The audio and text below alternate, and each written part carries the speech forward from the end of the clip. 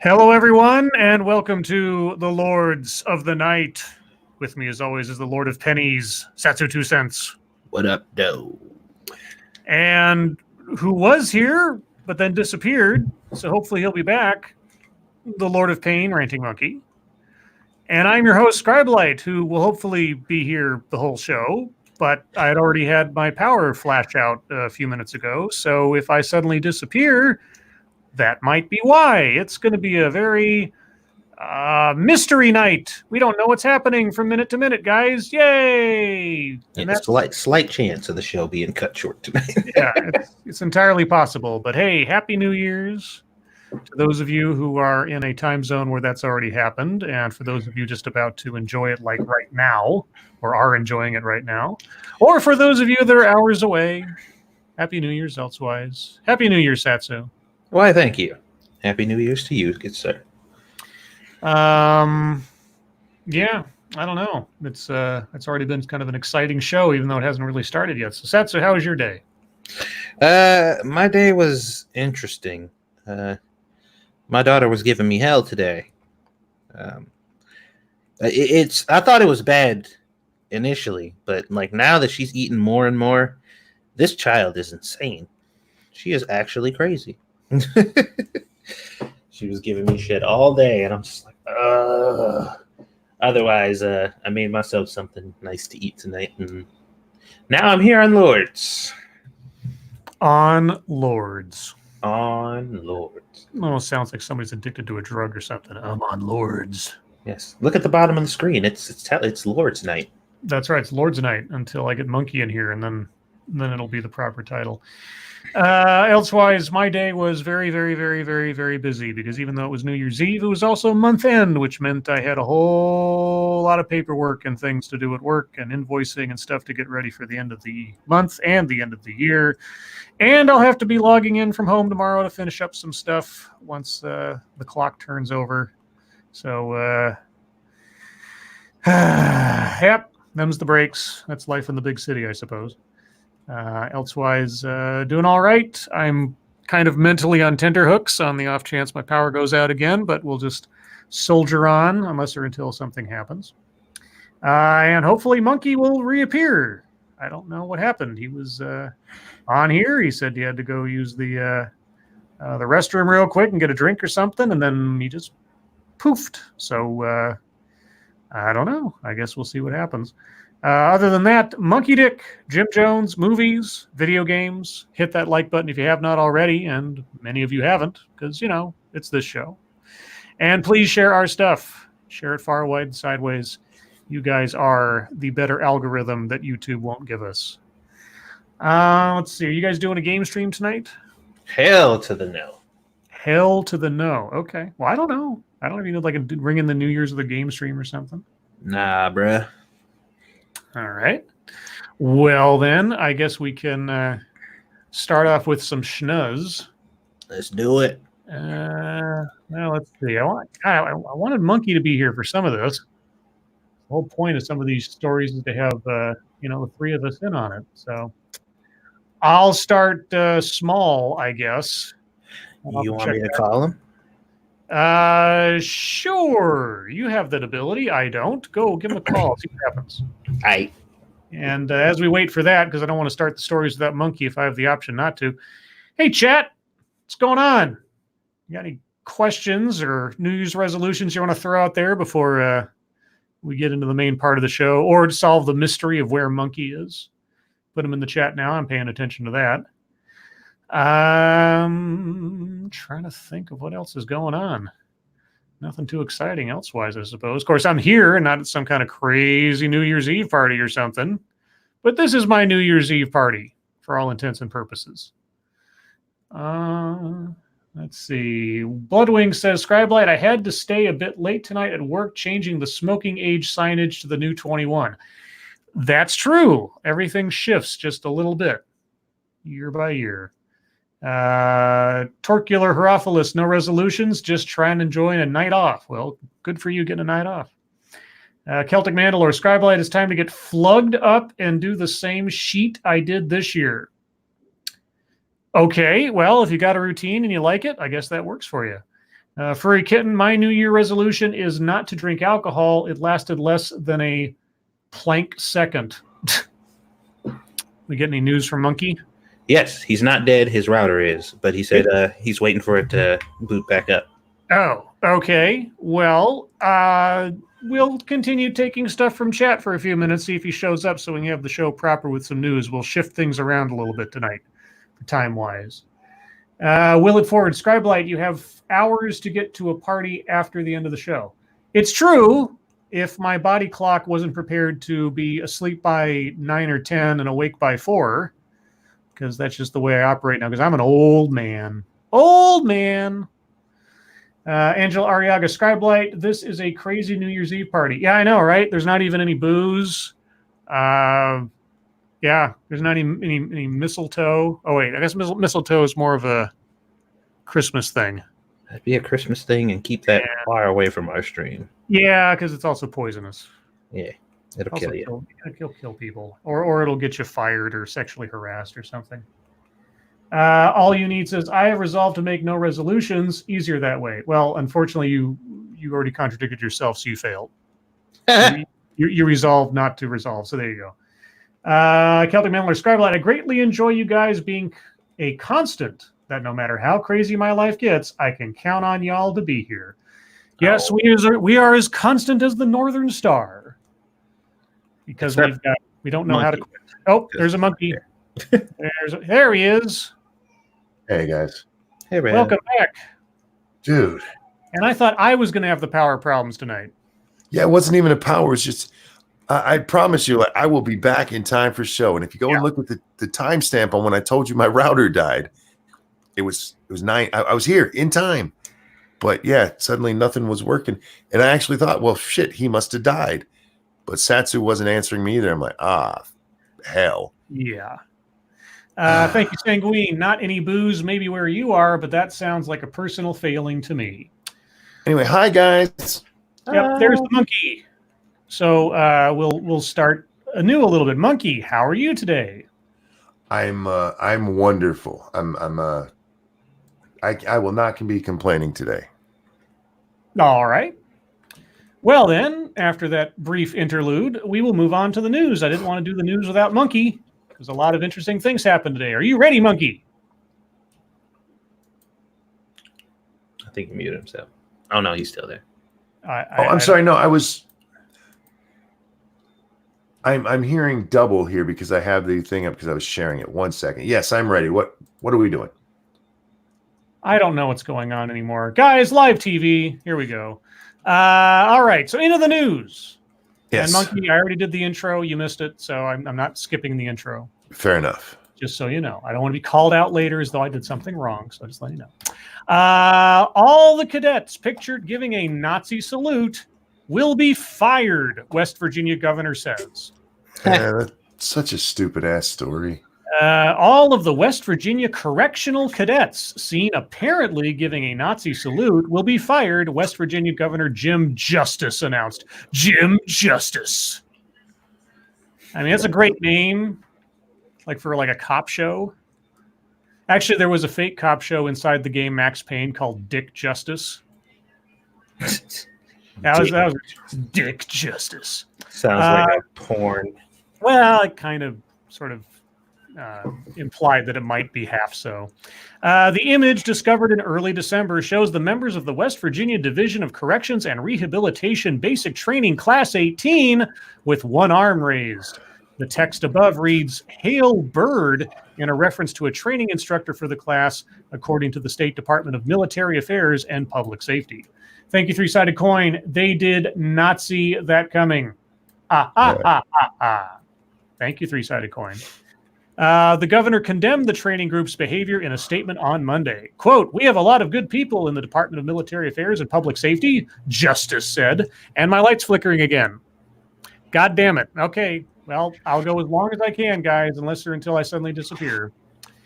But this incident was completely unacceptable. Now we will continue to move forward and work diligently to make sure nothing like this happens ever again, unquote. It's fucking retarded, man. They're basically mocking Nazis. And we live in a society where we can't mock Nazis. Yep, they are protected. They're a protected demographic, Monkey. We can't afford to offend them or anybody.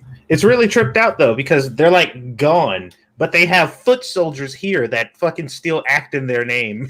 We're just like, don't you dare let anybody fucking say anything about us. It's ridiculous. It really is. You know, when this picture first surfaced, this actually happened like a month or two ago.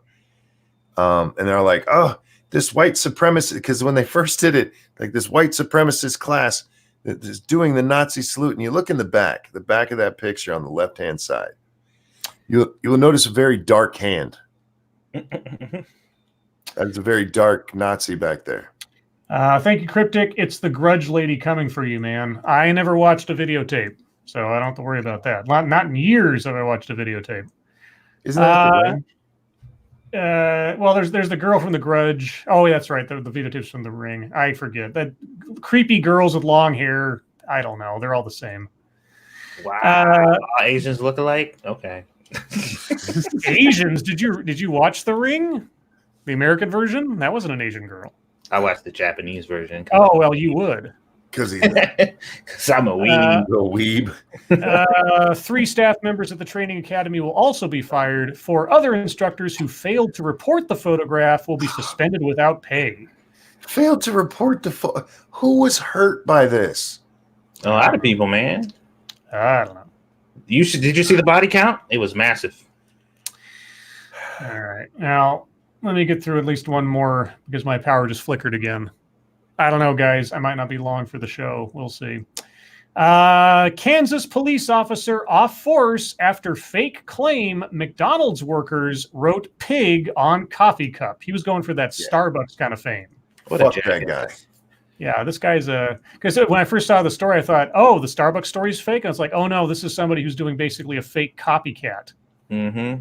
Thank you, Sanguine. I am sure the undoubtedly chronically understaffed COs are happy that they will no longer get an influx of new blood that had humor enough to not break under the stress. All the best COs are fecked. Yep. Yeah, it seems a little rash to me, but I don't know. I guess they got a save face or something. Yeah, they've already fired 2, and they said they're firing 3 more. Well, the instructors they're firing. Yeah. So they're firing 3 instructors and suspending 4 others while firing all of the cadets. It's absolutely asinine. A Kansas police officer resigned Monday after fabricating a story that employees at a McDonald's wrote the words "fucking pig" on his coffee cup. Harrington Police Chief Brian Hornaday said Saturday that one of his officers went to a McDonald's in Junction City before work and was given the cup. After further investigation, the department discovered that the unidentified Harrington officer made up the story. Quote, "This was completely and solely fabricated by a Harrington police officer no longer employed with the agency," Hornaday told reporters Monday. Hornaday said McDonald's employees had nothing to do with the hoax and were highly cooperative during the investigation. The ex-officer, who remained unidentified, is a former military police officer in the Army and had been on the small town's force for 2 months. Hornaday said the officer told him that the incident was intended as a joke. Quote, "I truly hope the former officer of the Harrington Police Department that did this understands the magnitude of the black eye this gives to the law enforcement profession from coast to coast," Hornaday said. Hornaday could not be immediately reached for comment. Let's see. The McDonald's in Junction City, about 25 miles north of Harrington near Fort Riley Army Base, said Sunday that after reviewing surveillance video, representatives were confident that no employee wrote the message. Quote, My McDonald's have the utmost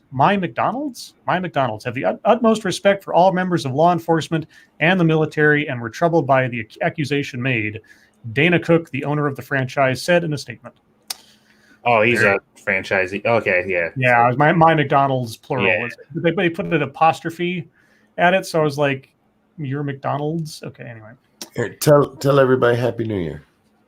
I did before we got here. Happy New Year. Oh, Lady Monkey. Thank you. Feeling any better? Have a good night. Happy New Year, Scribe, everybody. if you're feeling better. I am on the mend. Okay, that's good. Go get some rest. Good night, baby. I love you. Mwah. Aww. Oh, she must be feeling better. She's getting kisses now. Monkey. No. She kissed my forehead. Oh. Good night, baby. There's no lip kisses right now. She got the cooties. She's as always, for, oh, she's always sorry. got the cootie. She's a girl. Well, I don't mind girl cooties when they're not going to get me sick. Mhm.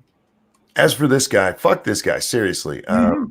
I don't believe that it was just part of a joke. That kind of thing doesn't go viral usually as a joke. That's this to me looked like somebody was looking for their 15 minutes and thought they would get it without realizing, there's a lot of cameras at McDonald's, you dick. Yeah. Like I said, when I first saw that, I was like, oh, the Starbucks things was a hoax. Well, that lady who got fired because of it has got a lawsuit or something. I was like, oh, McDonald's? And then it was like, the first thing I said when I saw it, I was like, what a douche nozzle. I mean, just, hoaxing this shit helps no one. And if it was a joke, then why didn't you say that immediately? If you had to come back to that explanation after the fact, you didn't portray it as a joke. Go fuck yourself. I hope you never get hired by anybody else. Yeah, the last thing we need is the police getting in on these fucking hoax-ass nonsense. Yeah. So fuck that guy. Yeah. Walmart greeter career.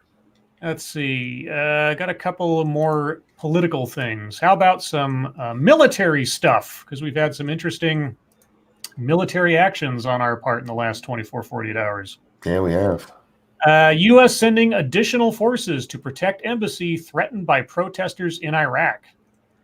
The United States will send approximately 750 soldiers to the Middle East immediately, Defense Secretary Mark Esper confirmed in a written statement Tuesday, after attacks broke out in Baghdad among hundreds of protesters in response to airstrikes in Iraq and Syria conducted by U.S. forces on Sunday.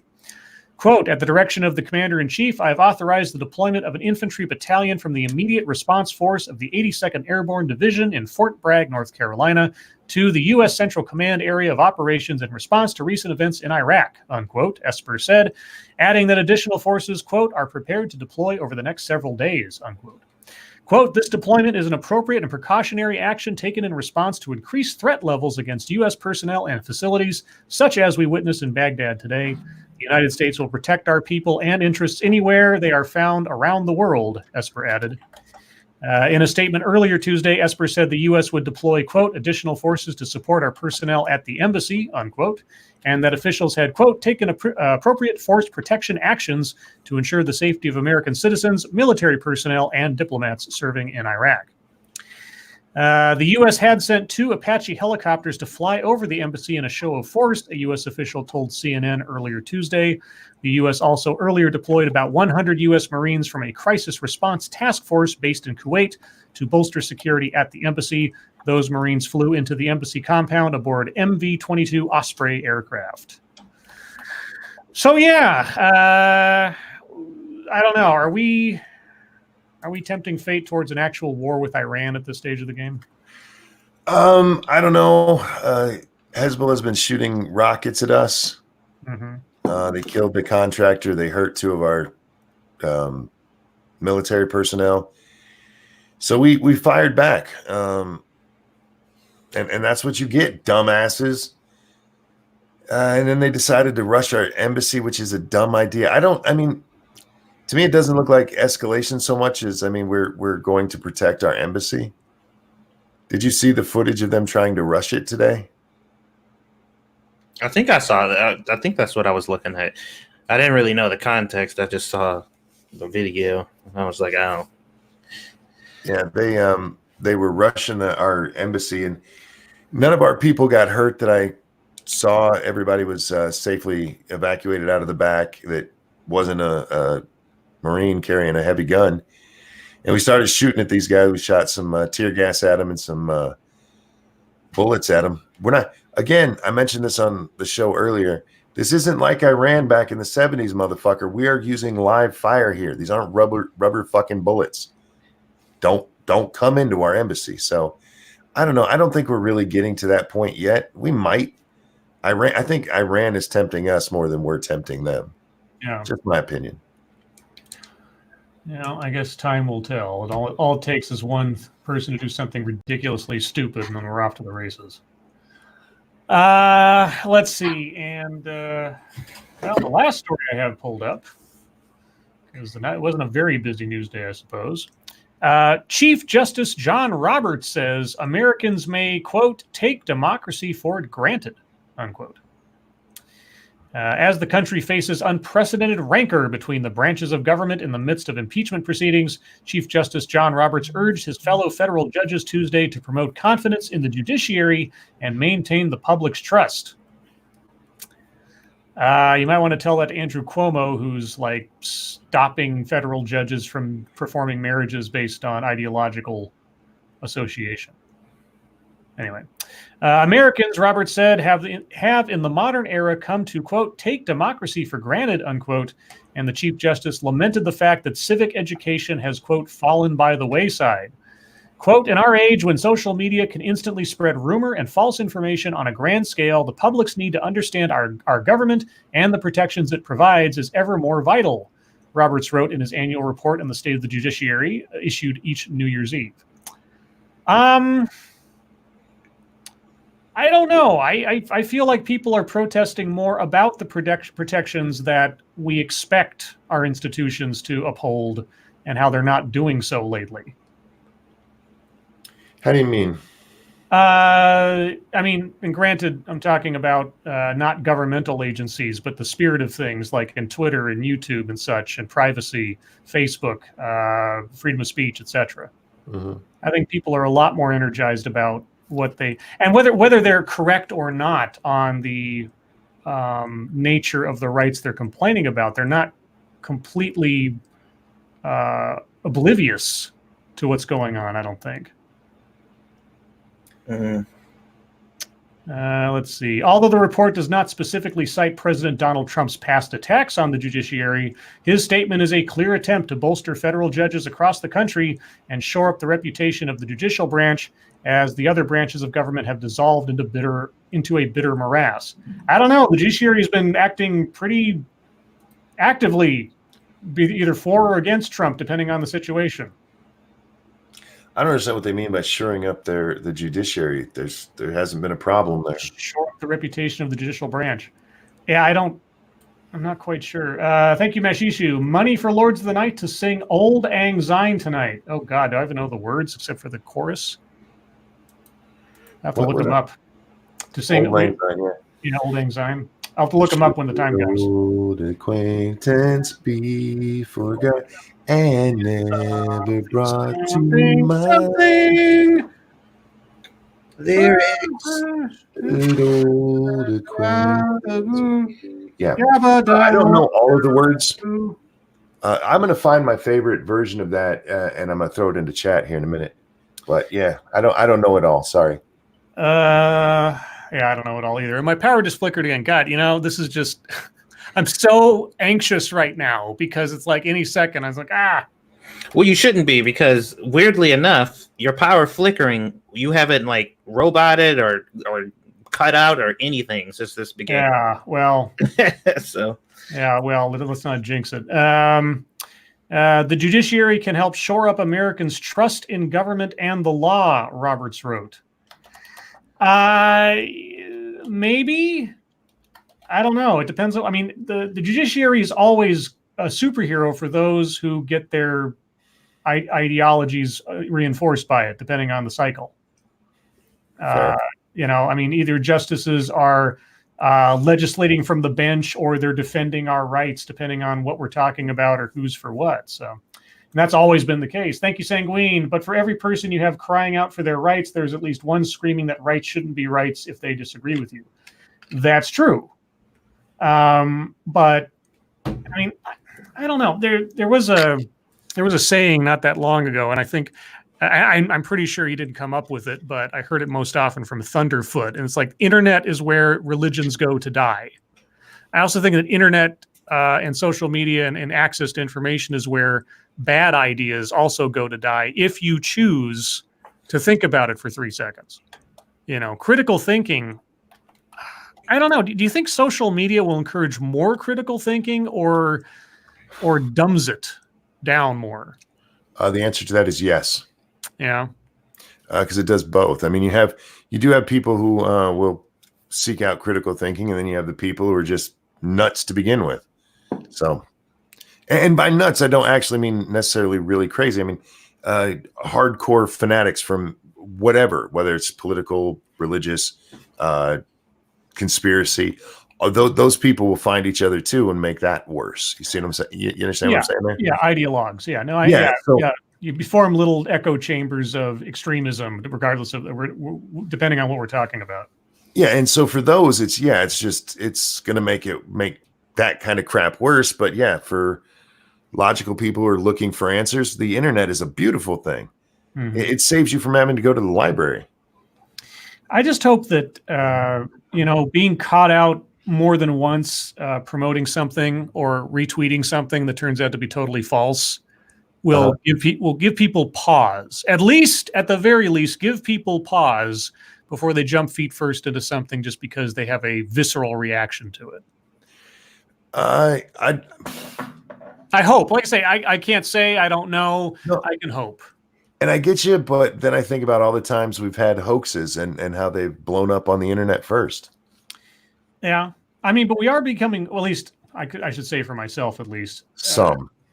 We're becoming warier of things. Some folks. I bring up, and we brought this up the other night, the Jussie Smollett case. Yep. I mean, that is a pretty high profile one, but it's not the only sort of questionable facts type story that we've encountered over the last several years. But, whereas so many people were immediate to jump into we believe this no matter what, a lot of people, and people you might not otherwise expect were like, wait a second. And again, that's a high profile case. Like this McDonald's thing, I guess it happened or was reported on Sunday or Saturday, and then it was debunked by Monday. So I didn't even hear about it in the first place until after it was already declared a hoax. But the question I have for myself is, and I was thinking about it, when I first saw the blurb and I thought it was the Starbucks case, I thought to myself, I honestly asked myself, did I ever, when that story first came out, did I ever think that it might be false? Well, the reason I didn't, there's actually a reason. We talked about this on the Monkey in the Morning show with today. Somebody's like, you have to wait until wait a couple of days and see what happens, right? Yeah. In that case, almost immediately, Starbucks had admitted fault. Somebody at that store had already, they knew that it came down, that it was supposedly a joke from back there, from behind the counter. Well, also, it was something that was printed on the label. It wasn't written, as far as I recall. So it was kind of hard to fake that. Yeah. So, I mean, there's times it's okay to go, okay, yeah, this makes sense to me, Yeah. And in that case, that one did, because basically Starbucks went, yeah, we fucked up. Yeah. Well, a lot of people get caught up because they think it stops there. Like you hear something and you either believe it or you don't, and that's it. It's like, no, even if you believe it or if you don't, you still examine the information as it comes out, and you still form your opinion. Like, obviously you're going to have a first reaction. Like, that's going to happen. And some people will see it and they'll be like, oh, this thing happened. That's definitive. It's over. I don't need to read the story. I heard it happened. I believe it in the story. And I'm like, no, you still examine the information. You still listen to all the stuff that comes out, because, you don't end up looking like a dumbass. Yeah. And if you do, like, let's say you buy the first version or you react viscerally and et cetera, and you're found out to be wrong, whichever side of it you're on, the best thing you can do is be humble enough to admit you made a mistake. Yeah. And not just plow on through or try to make excuses or anything else. Just say, you know what, I was taken otherwise. I remember one of the first sort of on-show things that happened that made me very wary of what I was reading. I should have been this way already, but it was just the case of being on the show and doing news and everything. I remember it was way back, I think in SDA time, where I read a story about two guys in Florida who were caught being cannibals in their basement and eating all these bodies and things. And there was like 13 people that had gone missing. And oh my God. I remember that shit. And I remember reading that. I was like, holy crap, this sounds like the worst supervillain, like horror movie thing ever. Why is this not a bigger story? That it was completely fake. It was a Weekly World News kind of story. I didn't find that out till a day later. And then I went on the show the next night. And I was like, hey guys, just so you know, that was all made up. And I kept kicking myself afterwards thinking, uh-oh, Who's that? That sounded like a sweetest. What? Yeah. Is she singing again? Burping. Is she singing? She's not singing this time. She's just being a freak. Okay. Anyway, yeah. So Scribbles, apparently my alert box was still on from my stream earlier, and I'm glad it is because I got a very, very generous donation from Timothy Seelbeck. Oh. Dude, thank you so much. That is so very kind of you. And he just said, Happy New Year. Happy New Year, sir. Oh, thank you, Tim. Hope you have a great one. I really, really do. Aw. You had to go turn on the actual Streamlabs because I don't have it up. I just apparently forgot to turn off the alert box. Oh, there you go. All right. Well, again, I'm glad. Well, guys, we're at the bottom of the hour, so you guys got anything else, or shall we move on to MSS News? We can move on. All right. Well, guys, if you have news stories for us to read on the air, please send them to us via Twitter using the hashtag MSS News. Can't promise we'll get to them all, but that's because we'll be interrupted by sweetest singing interludes. Oh, apparently I got one too. Oh, well, congratulations. Thank you, Timothy. I appreciate it. I was in that mode where I'm just like, should I open my Streamlabs? No, I'm not going to open it. But thank you. I'm glad I did. Well, this isn't a MSS news story, but I just need to get this out there real quick. John Boyega, a.k.a. Finn from the new Star Wars trilogy, apparently gives zero fucks anymore. Oh, yeah. Man, I was trying to figure out what it is he did. This has been amazing. So he tweeted out today, he posted Star Wars romance, and he showed clips, or he showed stills from all the scenes where Kylo Ren and Rey fought or was being tortured by one or the other or trying to kill each other. Because the whole romance arc between those two characters, for anybody who's actually watched the movies, makes absolutely no sense. And he's just throwing shade all over the place. And I don't think he gives a shit anymore. I think he's not that impressed with the very movies he's been involved with at this stage of the game. Dude, if you look at the comments, man, people are just like, you actually hurt someone's feelings. Mm-hmm. Like, shut the fuck up. Like, they don't know what to do. They don't know what to do about it because it's like this guy represents so much that was supposedly, oh, this is why we love this. How dare you have an opinion that goes against what we think about the thing? Yeah, he do not give a fuck about anybody being mad. And it's just like, it's his opinion. He is entitled to feel that way. Like, I mean, just ask the actors from Twilight what they think about the movies they were in, right? I mean, you can dislike at the end of the day something that you were involved in or some story arc or something about a movie or whatever. I mean, I don't know if this helps or hinders his future at Star Wars Disney, but I don't think he cares now because it's like he's done with it. Yeah, his contract should be up. It should have been a 3-picture deal. I've actually seen this a few times where people talking about this romance and how it's there's no romance to it. It's just abuse. Yeah, and they're not wrong. So plastered on. I mean, now granted, I haven't seen the Rise of Skywalker yet. I have had it in detail covered for me by various commentators. I've seen a multitude of bootleg clips from the movie and everything. But the idea that suddenly they're in a romantic vein with each other by the end of this film, given everything that's happened in the first movie and the second, what? You missed a super chat, bud. I did? When? Sanguine's last one. It was a $5 one a little while ago.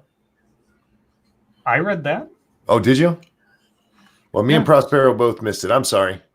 Yeah. Thank you, Sean Uli, for $2 and no comment, but appreciate it. Thank you, Sean. Hope you're Sean. If you got your, I don't have your fundraiser in front of me.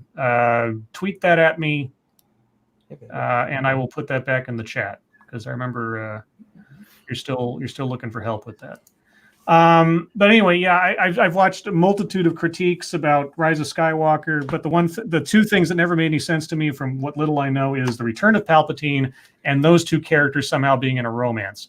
I mean, you watch the guy murder his own father in front of him.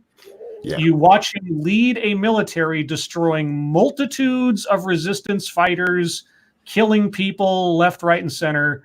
And somehow this is an attraction to you somehow. And how did he redeem himself again? Somehow he just decides one day because mommy made him feel guilty. I think we've passed the moratorium on talking about potential spoilers at this stage of the game. Well, so to me, it really. I hate to bring us back to this, but I've talked about Arthas from World of Warcraft before. Yes. Arthas in World of Warcraft is my favorite bad guy ever because they don't give him a redemption arc. Right. When he dies, his final words are, because his dad tells him just to rest, and so he goes, so it's finally over? Like, yes. And that he just dies. There's no redemption for him. He's just a horrible person, and we go kill his ass.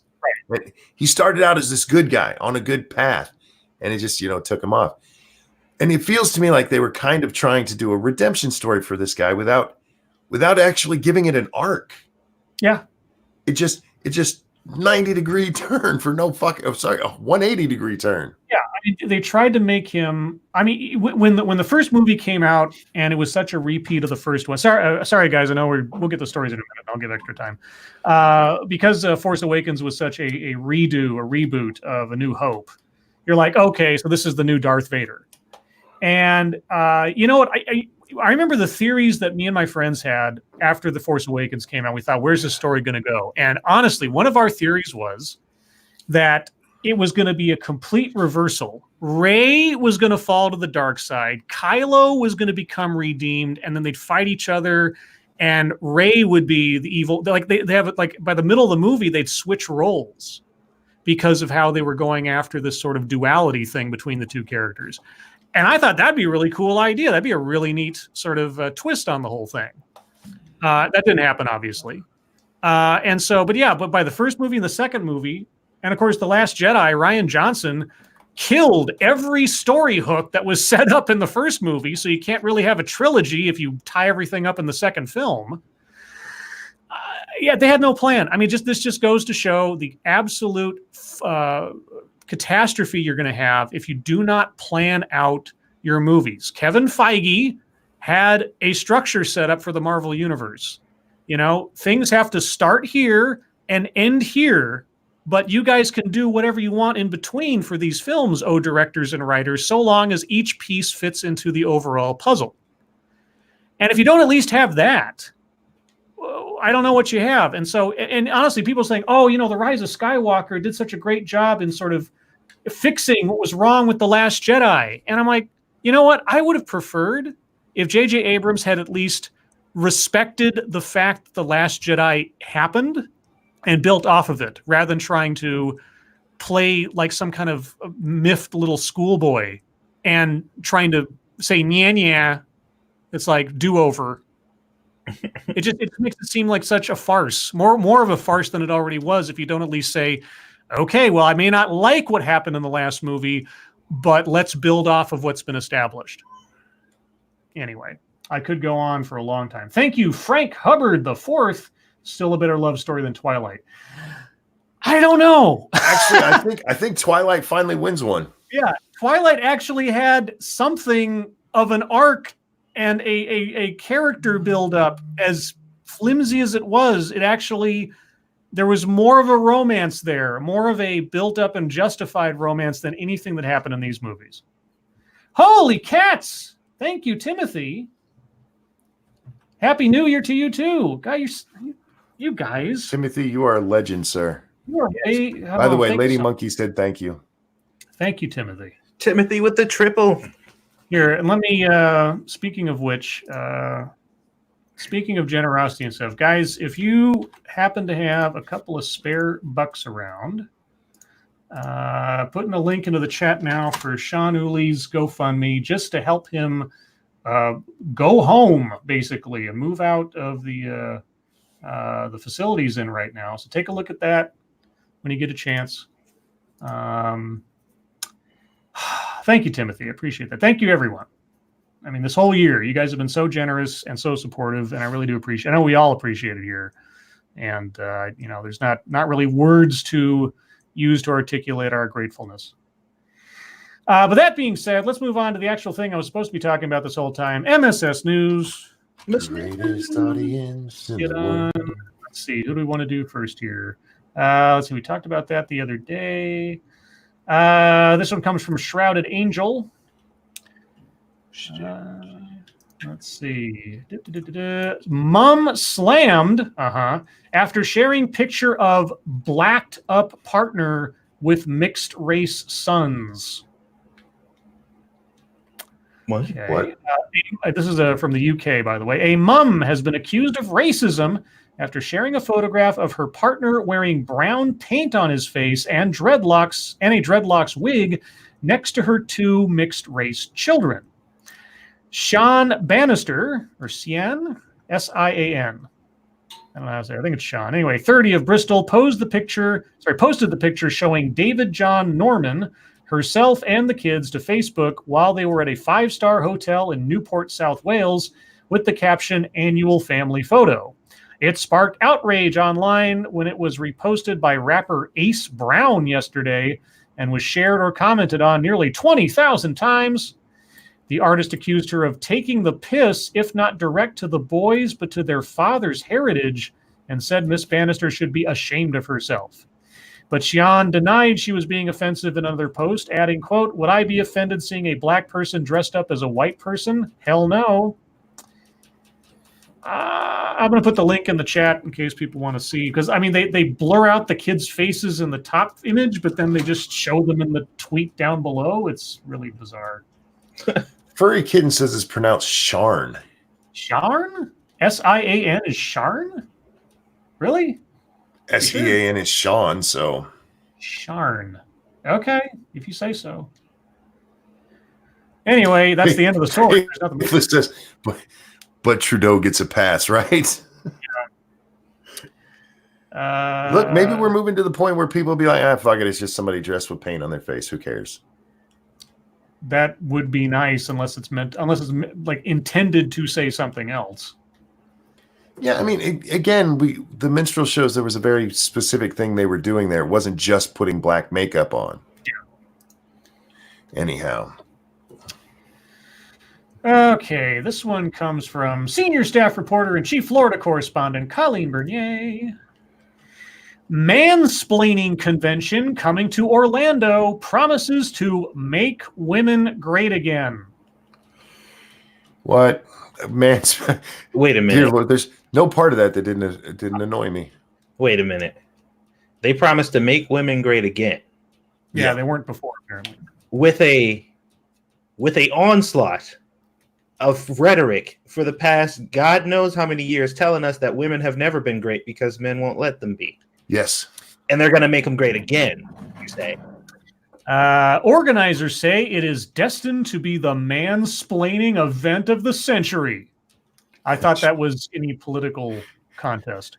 Brought to you by the same Orlando-based bros who host the 21 convention to actualize the ideal man. The 22 convention, host the 21 convention? I don't understand what this is. The 22 convention is coming to, quote, make women great again. The May 1st through 3rd event will be held at an Orlando location disclosed to only those who pay for admission. Tickets cost... Are you shitting me? Is this true? Okay. Tickets cost $1,999. There's a sale for $999 and are only sold to women. All the speakers are men. So this is a group of jackasses who are going to go there and be like, look, women, if you want to be great again, you need to wear skirts and long skirts and part your hair this way. It's those kind of assholes, right? I'm not even sure. Like, with that explanation, I have no idea who this is supposed to be for.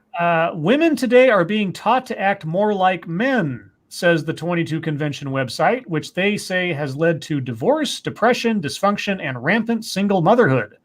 Quote, no longer will you have to give in to toxic bullying feminist dogma and go against your biological nature, says organizers. Oh.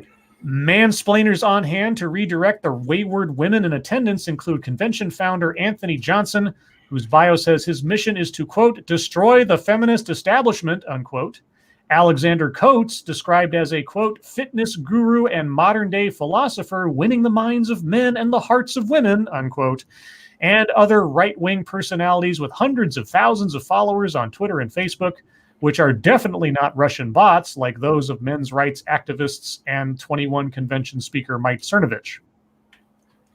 Yeah, that's what I thought. This is going to be Pirates in chat said this seems like MGTOW on steroids. Yeah. This sounds like the stupid. Every time you see those posts, women, if you want to get a man, this is how you have to dress and this is how you have to act. Like, yeah, you guys are being the stereotype asshole that they're talking about. Thanks. Let's see. Look, if them chicks want to go and waste their money on that shit, let them. Oh yeah, good for them. Let 'em. By the way, I have bridges to sell too. Quite a few. Let's see. Who's next? We should do one of those conventions. We like, should. bitches, this is how you need to act. Let's see. This one comes from Becca Fairley. Becca. Trump's top 10 achievements for 2019. Oh, cool. Is it just a blank page? Nope. Oh, okay. I thought they were trying to be funny. I think this is Real Clear Politics, which I think is a right-leaning deal. Yeah. I'll just list them off unless there's something you want me to go over. Number 1, jobs. Can't argue with that one. Ooh. I granted the. Okay. Can we stop there? I guess. You remember how we were talking about somebody was going to find a reason to talk about why people having jobs is bad? Mm-hmm. So I saw on Facebook, they said, the employment rate is at an all-time high, which sounds great, doesn't it? Too bad it's only at a high because people have to work up to 3 jobs in order to support themselves. That is nonsense. It's not even what it means. I know. And I'm just like, wow, that's a pretty stupid take. And by the way, in chat, Angela, you're right. She said my advice would be worth more. You're right. Number 2, broadening the movement. I don't know what that means. 2019 represented a seminal breakout year for the America First movement as the Republican Party changes to a workers' party. I read an article about that today. And I've seen quite a few people saying that the Republicans have gone from being a elitist to blue collar. Globalist to blue collar. And I guess they're going based on like the trade deals and stuff. Yeah. Well, number 3 is confronting China, and number 4 is trade deals with allies. China. Number 5, judges. Trump in 2019 secured his 50th federal appeals court judge in only 3 years, compared to just 55 for President Obama over 8 years. Let's see. Number 6, remain in Mexico policy. Talking about immigration and everything. Sure. Number 7, Mueller exoneration. He wasn't exonerated. Well, even still, I mean, that's his achievement? Yeah, that's not really an achievement. That's just his luck of the draw after a fashion. That's just what happened. Yeah. Number 8, al-Baghdadi killing. Fair enough. I suppose. Number 9, natural gas exports soar. Okay. I hadn't even heard about that, or if I did, it went away. And 10, Space Force. Space Force. Is that really an achievement yet? I mean, we haven't really done anything yet. He's just kind of moving people around at this stage of the game. You dare question Trump's achievement? I'll question Space Force till I get my moon base. All right, that's fair. Yeah, I know that's more than fair. And now we're into yesterday's news already. Well, then let me scroll back up. Then let me refresh the page. I think there's something wrong with Twitter. Either that, or there's just not much to talk about anymore. Let's try this again. Okay, I'm going to search MSS News. Guys, if you have stories for us to read, now's the time to send them in, because God knows, apparently there's not much here. And let us know in chat if you send one so we can see. Yeah, I'm telling you, there's stuff not showing up. Yeah, and there's several people who've sent several stories themselves, but I've been skipping over and just doing one per kind of thing like usual, so I don't try to give everybody a chance here. Okay, here we go. This one, yeah, and I refresh it, and things pop up below the stories I've already read. That were today. Okay, Twitter's screwing us up, guys. This one comes from James Colley, or Jack Polly, as the case may be. No, I'm not going to subscribe to your thing and get your ads out of my way. Diet Dr. Pepper does not promise weight loss or deceive consumers, says U.S. Appeals Court. Dr. Pepper has been exonerated. U.S. Federal Appeals Court on Monday said the maker of Diet Dr. Pepper did not deceive consumers into thinking the soft drink promoted weight loss by including diet in its name, a decision that could doom a similar lawsuit over Diet Coke. Is that okay? The Ninth U.S. Circuit Court of Appeals rejected California resident Shana Becerra's claim that Dr. Pepper / 7-Up, now part of Keurig Dr. Pepper Incorporated, misled consumers, including through ads featuring physically attractive models, and that its conduct violated California consumer fraud laws. Becerra... Do you mean women with unachievable bodies, unattainable bodies? Yes. Unrealistic bodies. Unrealistic bodies. Where her organs, Scribe?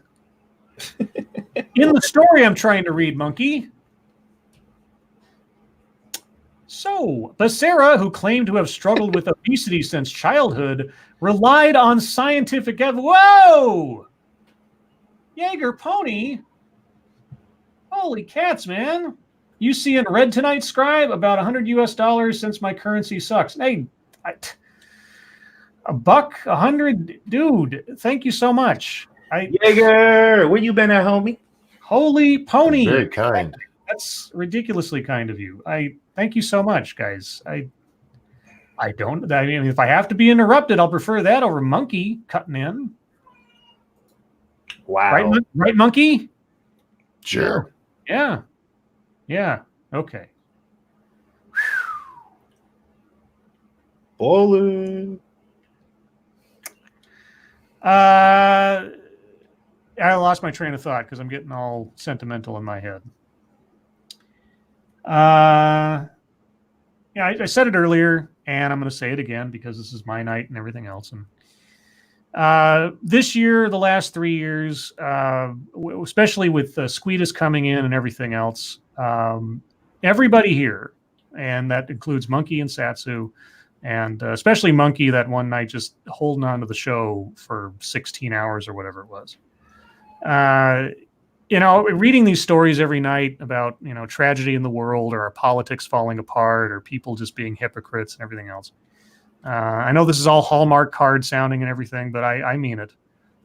You guys, Monkey, Satsu, everybody in the chat, regardless of whether it's the comments that you share, the stories that you send, the donations, the help that you've given people who have gotten into tough spots here, either associated with the channel or otherwise.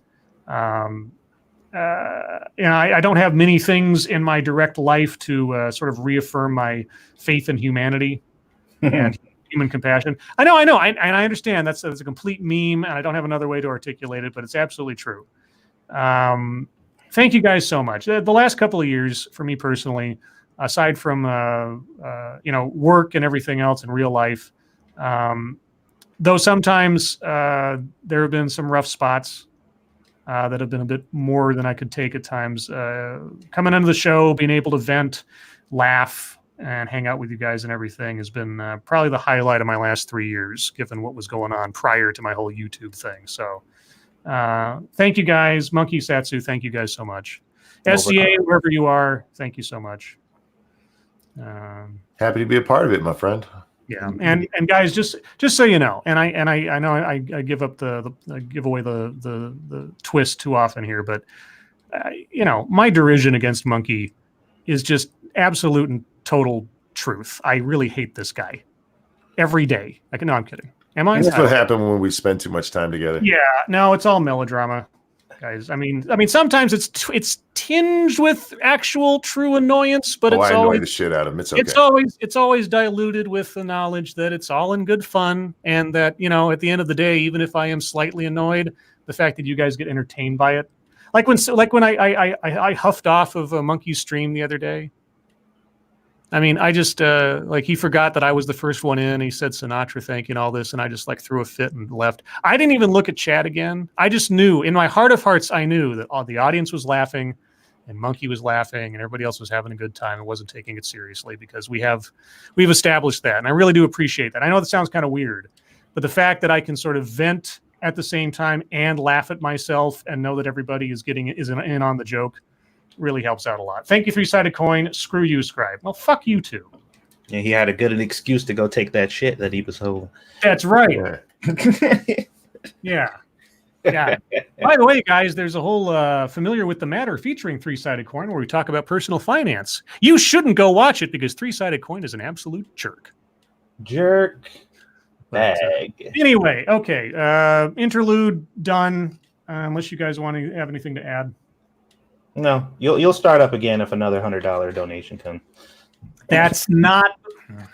Now you make me sound like a whore. No, That's an me. emotion whore. Yeah, you're a gratitude whore. Gratitude. Yeah, it's like pay me for my gratitude. Jesus. All right. Well, let's get some more stories in here since we kind of delayed. Let's see. Keeverdam sent us the fake cop pig coffee cup story. Thank you. Let's see. How about this one? Which one do we want to do here? Okay, this one from Shrouded Angel because it deals with a pole dancer, and I can't really resist that one. Let's see. Pole dancer sues ski resort after tree falls on her and ends her career. All right. That is Well, if it was a tree that they should have been maintaining us. A pole dancer is suing Russia's top ski resort, claiming a falling pine tree on a piste, P-I-S-T-E, piste. I guess that's maybe a mountain thing or something. Ended her career. Maria Sirotenko, 29, suffered tailed feature. Happy New Year, Scribbles. Thank you, Tailed. Oh shit! Scribe got a 20 from his booth. Oh my God, Tailed. Happy New Year, dude. Are you awake? You want to come on? Let me know. I will throw that. We'll get you some voiceover work and saying things in Scottish or with a Scottish accent. That worked last time. Let's see. Her career as a pole dancer and actress in Novosibirsk is over, according to her legal claim against the popular snow and sea resort venue of the 2014 Winter Olympics. Maria was queuing at a ski lift when a 70-foot pine tree fell on her, trapping the woman. And then there's a picture of her, and I guess I could see her as a pole dancer. A video shows skiers desperately trying to lift the tree from her. A dozen men failed to budget, and she was only freed after rescuers used chainsaws to cut the trunk. She suffered head injuries, a multiple hip fracture, and 5 broken vertebrae in her back. Ugh. Jesus. Damn. Let's see. What was it? I mean, if it wasn't their fault the tree fell, I mean, yeah. You got to sue Mother Nature or God or whichever you believe in, sweetheart. Well, I'm confused. Was she pole dancing by the tree? Maybe she was pole dancing on the tree. No, she was waiting in line for a ski resort. Unless it was a tree that they knew was dead or had issues or something, and they failed to secure it. That'd be the only argument I could see them making elsewise. But if it happened on their property, then it was their liability might be there regardless. Yeah, probably. Maria, who has also worked as an eyelash extension artist before the accident, has put on almost 2 stone in weight since the tree fell, changed her life. 2 stone. That's like, what, 40 pounds or something? No. I don't remember the conversion rate. Yeah. Well, that sucks. I mean, she might have a case. I don't know. If something happens on someone's land and you get hurt, there is a liability there, or potential liability. 28 pounds, everybody's saying. 28 pounds. So 1 stone is 14 pounds. I wonder how they got to that. I wonder how they arrived at that number originally. Huh. Yeah, that is interesting. And Wait. Sinatra says, I never get invited by Scribe. Yeah, no, I've never had you on here. Never. you know that's bait. That there's bait. Oh, no, I know. I'm seeing Mad Max pointing up and going, that's bait. Sinatra is like the naked girl in the cage on the top of the pole thing in Fury Road. How do you like that, Sinatra? You're a naked girl in a cage now. Yep. Now just prepare Who for all. Scribe doesn't have on the show. Right. But now prepare for all the memes with Sinatra's head superimposed over that picture coming on Twitter soon. There you go. That's a naked girl in a cage on top of a truck with a fish tank fetish. Yeah.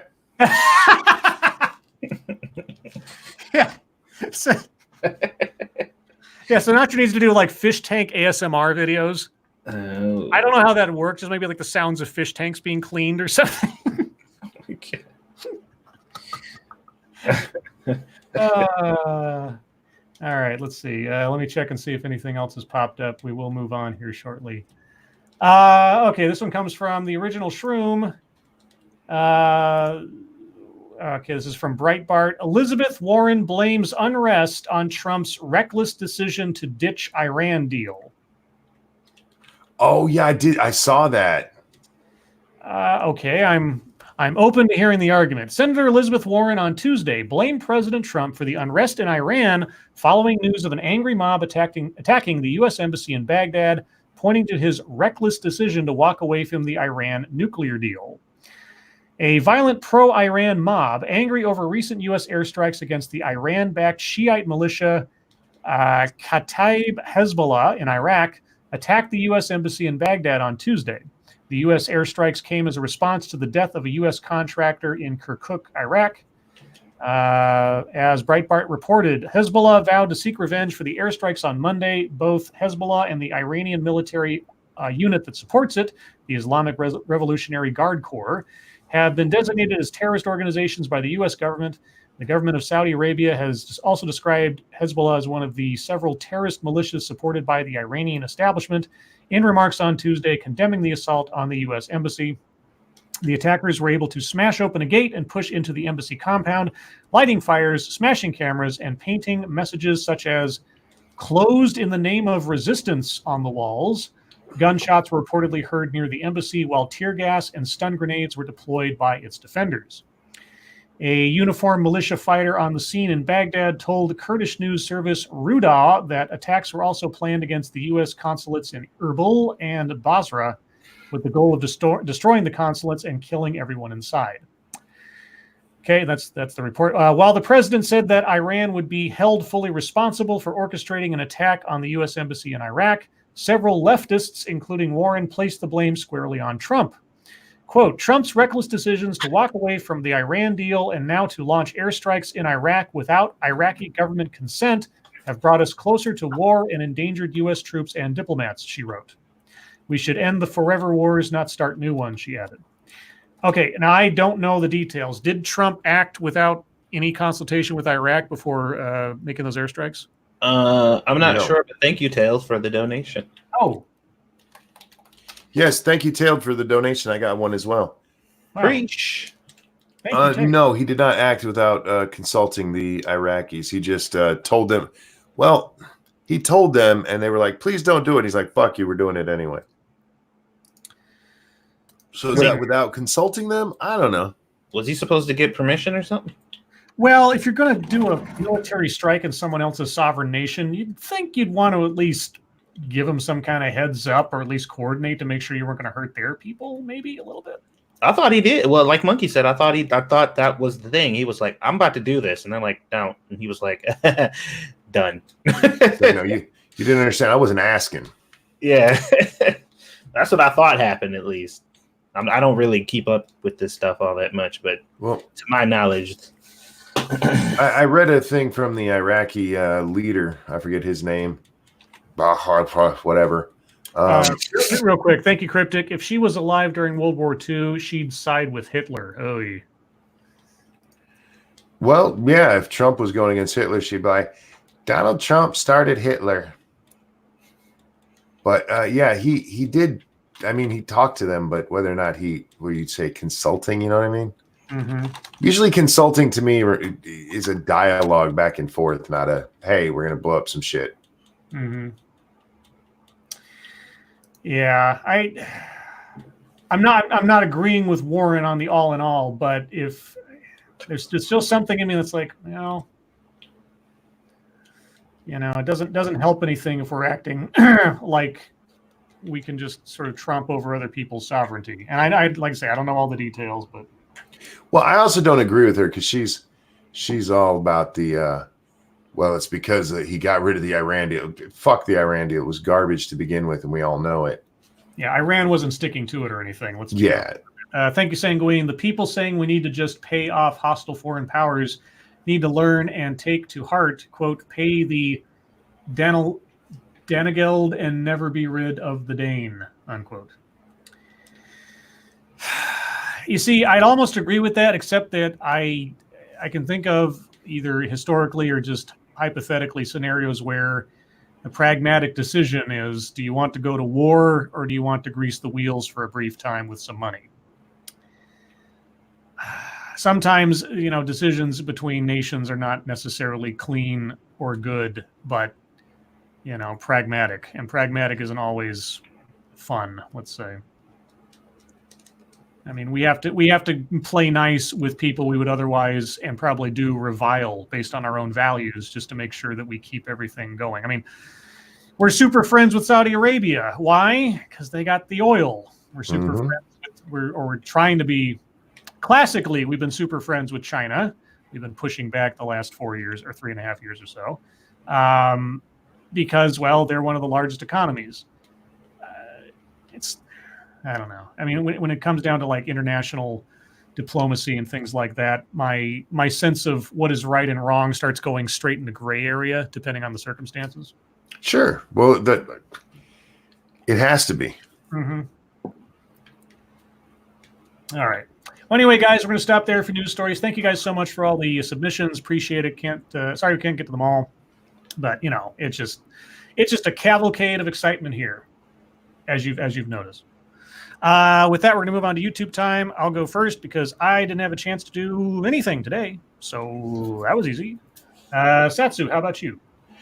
Well, I uploaded my 7 Days to Die video. Monkey, did you see my recent video? I saw you'd uploaded it, but I didn't get a chance to watch it.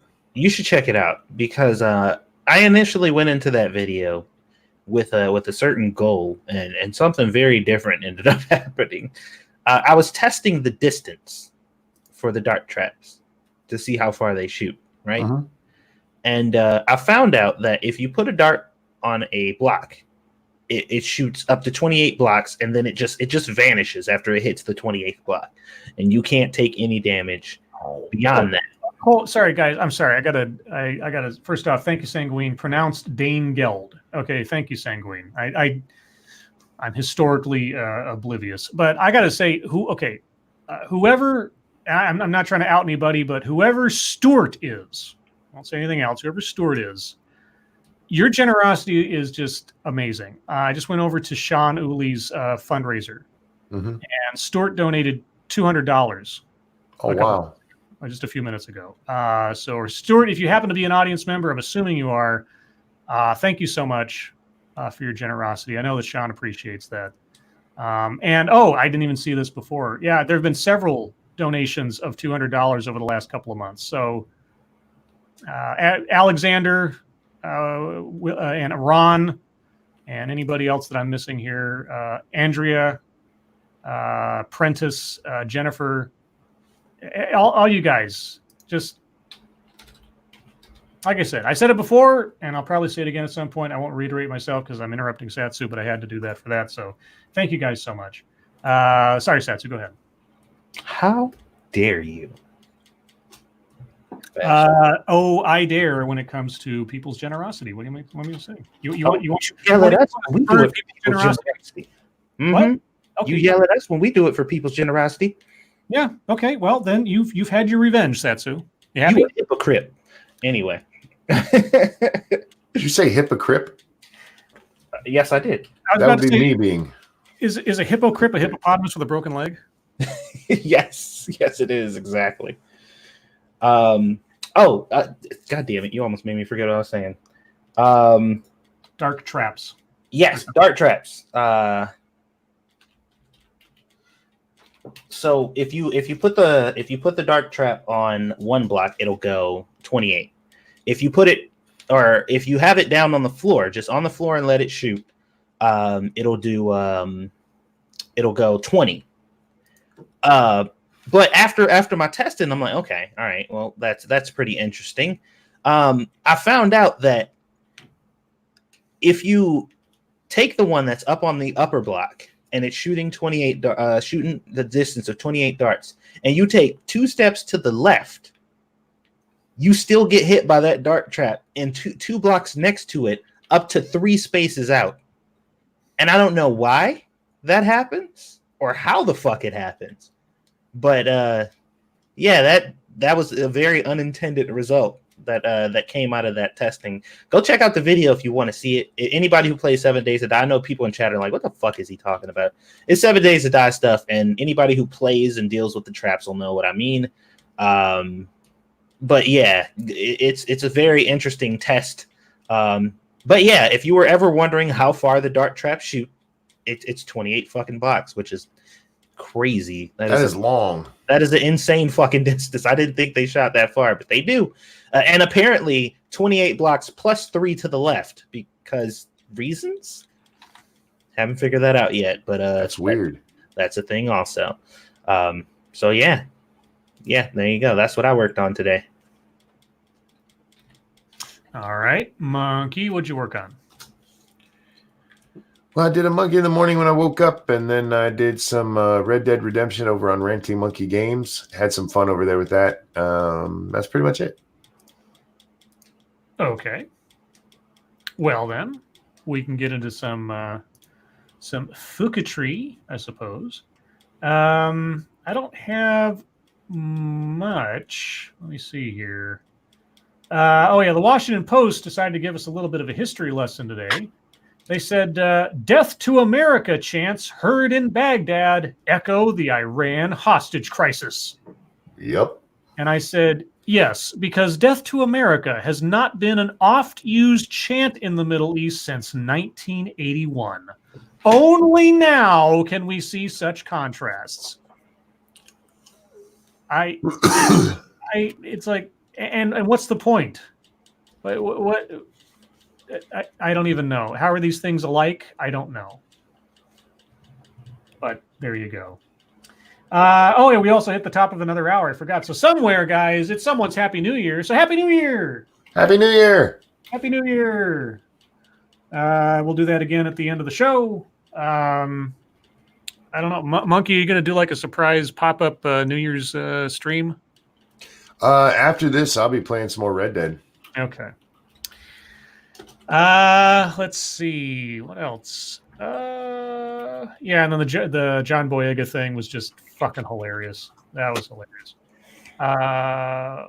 Let's see. Manic did some fan art for me again, which I really appreciate. It shows Scribe, as it were, being kissed by a redhead during the New Year's Eve fireworks. And says, "Happy New Year, Scribe. May you find a redhead to take home." Well, didn't happen this year, but who knows? There are years left to go. And just go hang out at the gas station till the clock strikes 12. Yeah, that's the best place for me to go. And to try to compensate for what YouTube did to him, Drunken Uncle has started his own channel on Pornhub. Yes, he has. Now I'm considering doing that too, maybe. I don't know. It's fairly easy to do, I figure. And there was a joke yesterday I forgot to mention. So Blind Press was responding to someone named Brian Smart. I think he said, I don't have context for what he was saying, but he said this: "My blindness doesn't mean I can't perform brain surgery. It only means I can't perform brain surgery safely. Who else has one?" And Blind Press said, "My blindness doesn't mean I can't be a fighter pilot. It just means I can't be a fighter pilot safely." And I said, "Coming soon, Blind Press starring in Top Gun, Dark Optometry." I had a flashback to doing movie ads there for a second when I did that one. But other than that, I think that's everything I got. Satsu, what do you got? Let's see here. I'm sure I saw something. Nothing too major. I don't think anything actually pissed me off today, but so there was something going on with Candace Owens where she apparently got invited to something and then disinvited, like a podcast or something. And the reasoning that they told her that she was disinvited is because the person hosting the podcast has trans friends, and they will feel unsafe if she's there. If she's just there? If she's just there. She doesn't want to put her friend's safety in jeopardy. Candace can go beating on some. I guess so. And I said, they can do whatever they want. It's their decision. Sure. But what the fuck does she mean by unsafe? Like, what do they think Candace is going to do to them when she gets there? And SDA responded, she'll be a dick to them like she already is. They don't want edgy people being mean to their staff, and I get it. Just because we might see it as truth being told by edginess doesn't mean it's not hurtful or hostile. And I'm just like, but how is that a physical threat to them in any way? Like I'm just not understanding that. And I guess I just don't understand how somebody being in the vicinity where you are that disagrees with you is a hostile environment.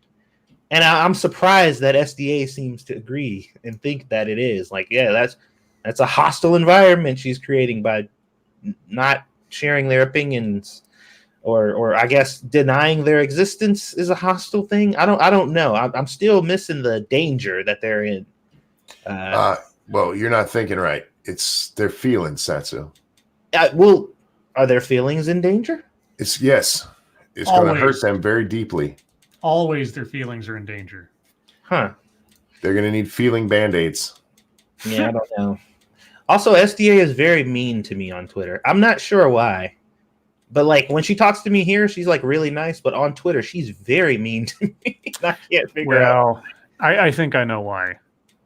You know how you always like you're always pulling on the hair of the girl in class you actually had a crush on. Oh God. I think SDA's got a thing for you. I highly doubt it. I don't know. She is so mean to me on Twitter. Like, she's really snappy, and just like some of the stuff she says to me, I'm just like, whoa, that was a little uncalled for. Are your feelings hurt? Nah. Do you need a Fan-Aid? A Fan-Aid. Now, just an observation, but that just makes me want to start fucking with her on Twitter, though. Because, I feel you. Yeah, it makes me want to start messing with her now.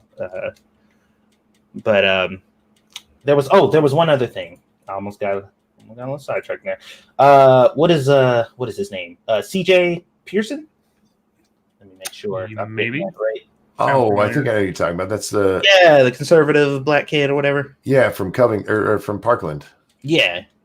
He said on his Twitter, I am proud to be black and even prouder to be an American. Why is it not socially acceptable for white people to be proud of who they are? That sounds like textbook bigotry to me. And I responded, I do not derive pride from arbitrary shit that I take no part in. I am proud to be a good dad and a husband who just happens to be black. Being black or white is not an accomplishment. It's also not something to be proud of. But that's just me. It's also not a who you are, it's just what you are. Yeah, you literally just, it just happened. Yeah. Two people fucked and you were the result. Like, congrats. Mm-hmm. I was the best swimmer. Okay, you won the race. You won the great race. Good job. But I don't know. And maybe I'm not oppressed enough to understand why I should be proud to be the pigment that I am. But I don't know. I've never been the type to like when you or like a black person accomplished something great on TV, and I'm like, I'm proud to be black. And it's like, why? You didn't do shit. They did. You're sitting on your ass at home. Like, what the fuck are you proud for? Yeah. Like, I don't get it. Like, I mean, maybe proud of them, sure, but you're like, oh, this makes me feel good as a black person. Yeah. Like, as an unaccomplished black person who didn't do the thing that other person did, good job. I'm proud of you too. I guess. The saying I've always gone by is, I take neither credit nor blame for things I have not done. Yeah. You know, and being the physical makeup of my body. I mean, if I work out and get all buff or something, that was a result of my own efforts. But it's not, you know, that I can take credit for that, sure. But just like how tall I am, color of my hair, color of my skin, my genitals, whatever. It's like, I didn't earn it. I didn't do anything for it. So, yeah. I don't know about you, but I pulled up my genitals a lot. That's why they're as long as they are.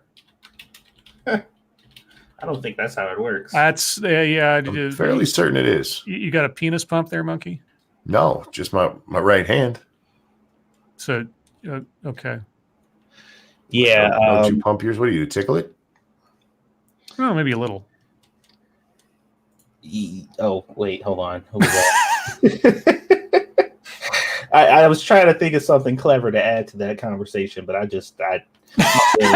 my brain sometimes broke. there's just nothing. Oh my gosh, Timothy Sealbeck, and now Timothy on Sean Uli's $100 over on Sean Uli's fundraiser.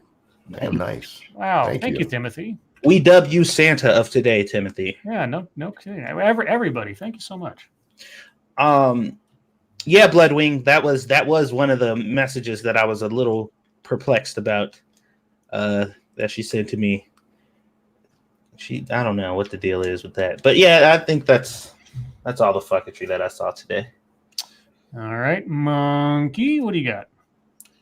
Oh, I don't know if I have anything today. I had a pretty slow day on the internet. Like I said, I did my monkey in the morning. I woke up very late today. I actually slept last night, you guys. I left the game stream and I almost left like half an hour early when they were talking about doing a stick figure. I was so tired, guys. Literally, I sat here, I finished the cigarette I was smoking. I walked into bed and I remembered nothing until I woke up. I was exhausted. But let's see. Nothing. The only thing I did see was Bernie Sanders says no parent should be forced into debt for giving birth. And you know, I get it. I agree. God damn it.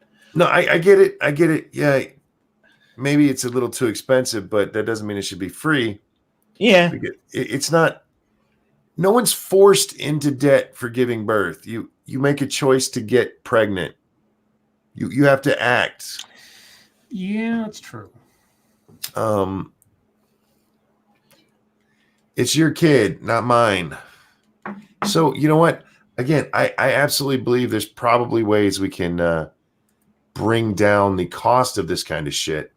Absolutely. Most of which, by the way, deals with getting rid of government involvement in the medical field. Throwing that out there. But otherwise, yeah, I didn't really see anything today that I commented on.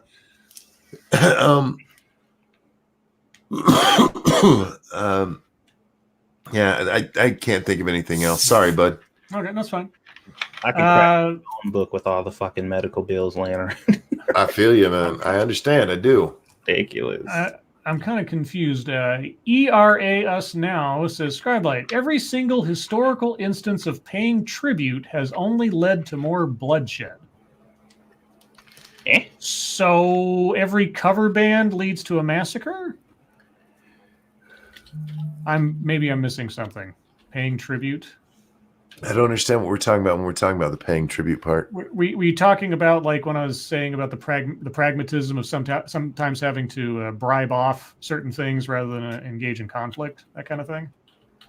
I mean, you could say anything has led to bloodshed that favored one side versus the other, whether it was good, bad, or otherwise. It just that's the nature of history and the movements of nations. So. Tribute as in giving money to a powerful nation to not kill them. Well, I mean, it's at best, it's probably kicked the can down the road most times. That's about it. That's about the most you can hope for in situations where there is no diplomatic or even military solution to the situation. So paying off a warlord or something, or bribing somebody out rather than having to get to a bigger problem. Yeah, it doesn't solve the problem. It just delays it. I'm not advocating for it as if it's a good thing or it's a cure-all. I'm just saying that sometimes it is the only solution to a bad set of choices. Just like with so many things in life and the movements between sovereign nations or allies and enemies. It just, I don't know, guys. I wish I had some answers to how to solve global problems, but I don't. Although I do have a problem for what we got for the next 5 minutes or so. How about a Mad Lib? Sure. Thank you, Sanguine. Again, Danegel. The only time it is good is when it is done to stall a conflict just long enough to properly marshal one's forces, like what Alfred did. Yeah, like I said, it can kick the can down the road or buy time to solve a problem without having to get to a war. Does it prevent a war from coming down the line or bloodshed as a result or anything else? No, not necessarily. It all depends on the circumstances. I'm not a history expert enough to bring up specific examples, but Sanguine brought up one right there. So, sometimes it works, sometimes it's just a delay. Don't know. Sass the Great, what about questions from chat? We'll get to those in a minute. We got 5 minutes. We'll be fine. All right, so chat, this is what I need from you. I need your city or town, or just a city or town name you think is funny, I guess. A country, so pick a country, and then a famous person. So your city or town, a country, and a famous person. Please put each of your submissions into a separate little chat message. If you tag it, that'll make it easier for me to find it when the time comes. And Satsu, I need a verb ending with ing.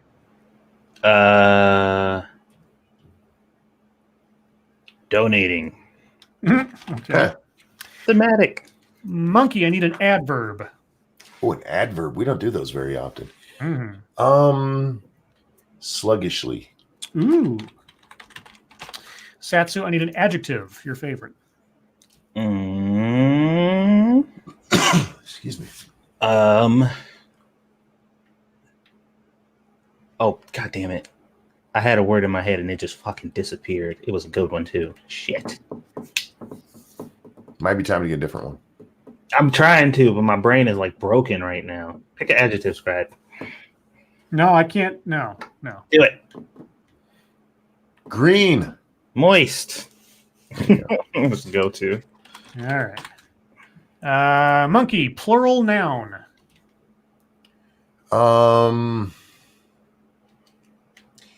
Anal beads. Oh, God. I've done that What? before. Satsu, a present tense verb. Slam. Da da da da da da. Let the boys be boys. Anybody? Okay. Yeah, I know what you're saying. All right. Monkey, I need a plural noun.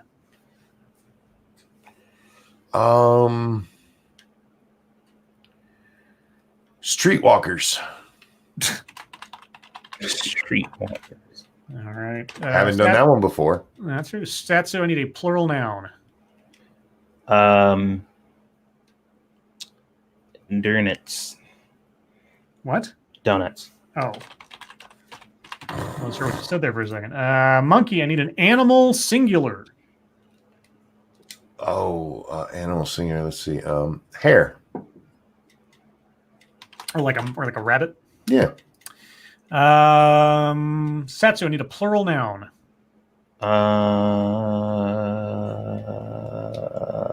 Manhole covers. Okay.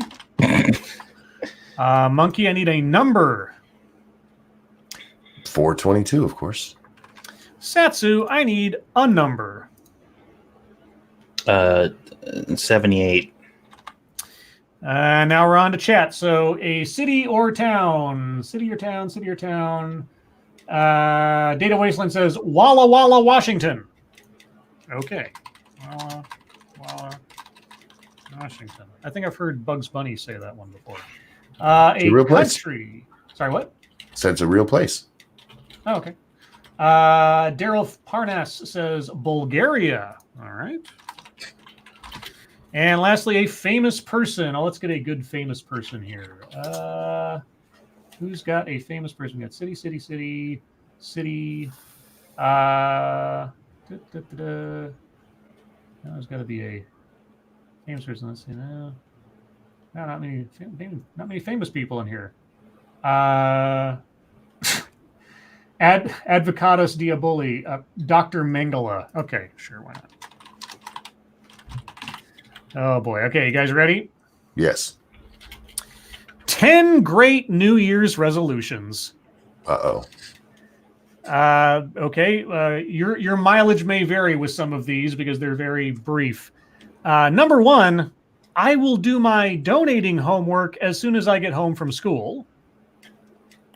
Okay. All kids should do that. Yeah. Get your mom's credit card. 2, I will always be polite and speak sluggishly to my parents. Mine are They like dead. that. They like when you speak sluggish. Number 3, I will always be moist in class. That's just wrong. Well, Well, hold on. Number 4, I will not throw paper anal beads in class.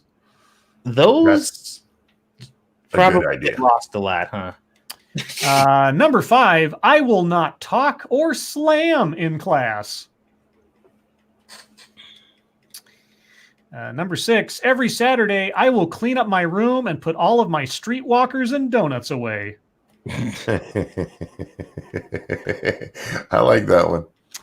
Number 7, I will feed my pet hare and take him for walks without being reminded.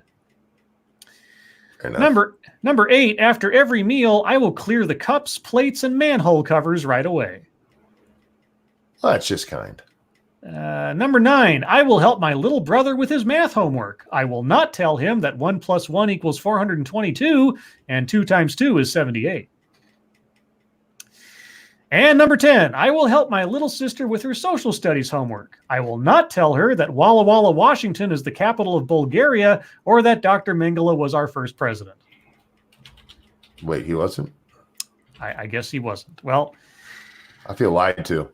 there you go. That was the, not the greatest Mad Lib, except for the streetwalkers and donuts.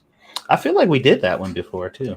Well, you see, the thing is, after my Firefox refreshed on an update or something, it did away with all of my previous. Can't see. I can't see the links that I've clicked on previously on this page and others, so they're all blue instead of purple, and so I can't remember which ones we've done in the past and which ones we haven't. So probably.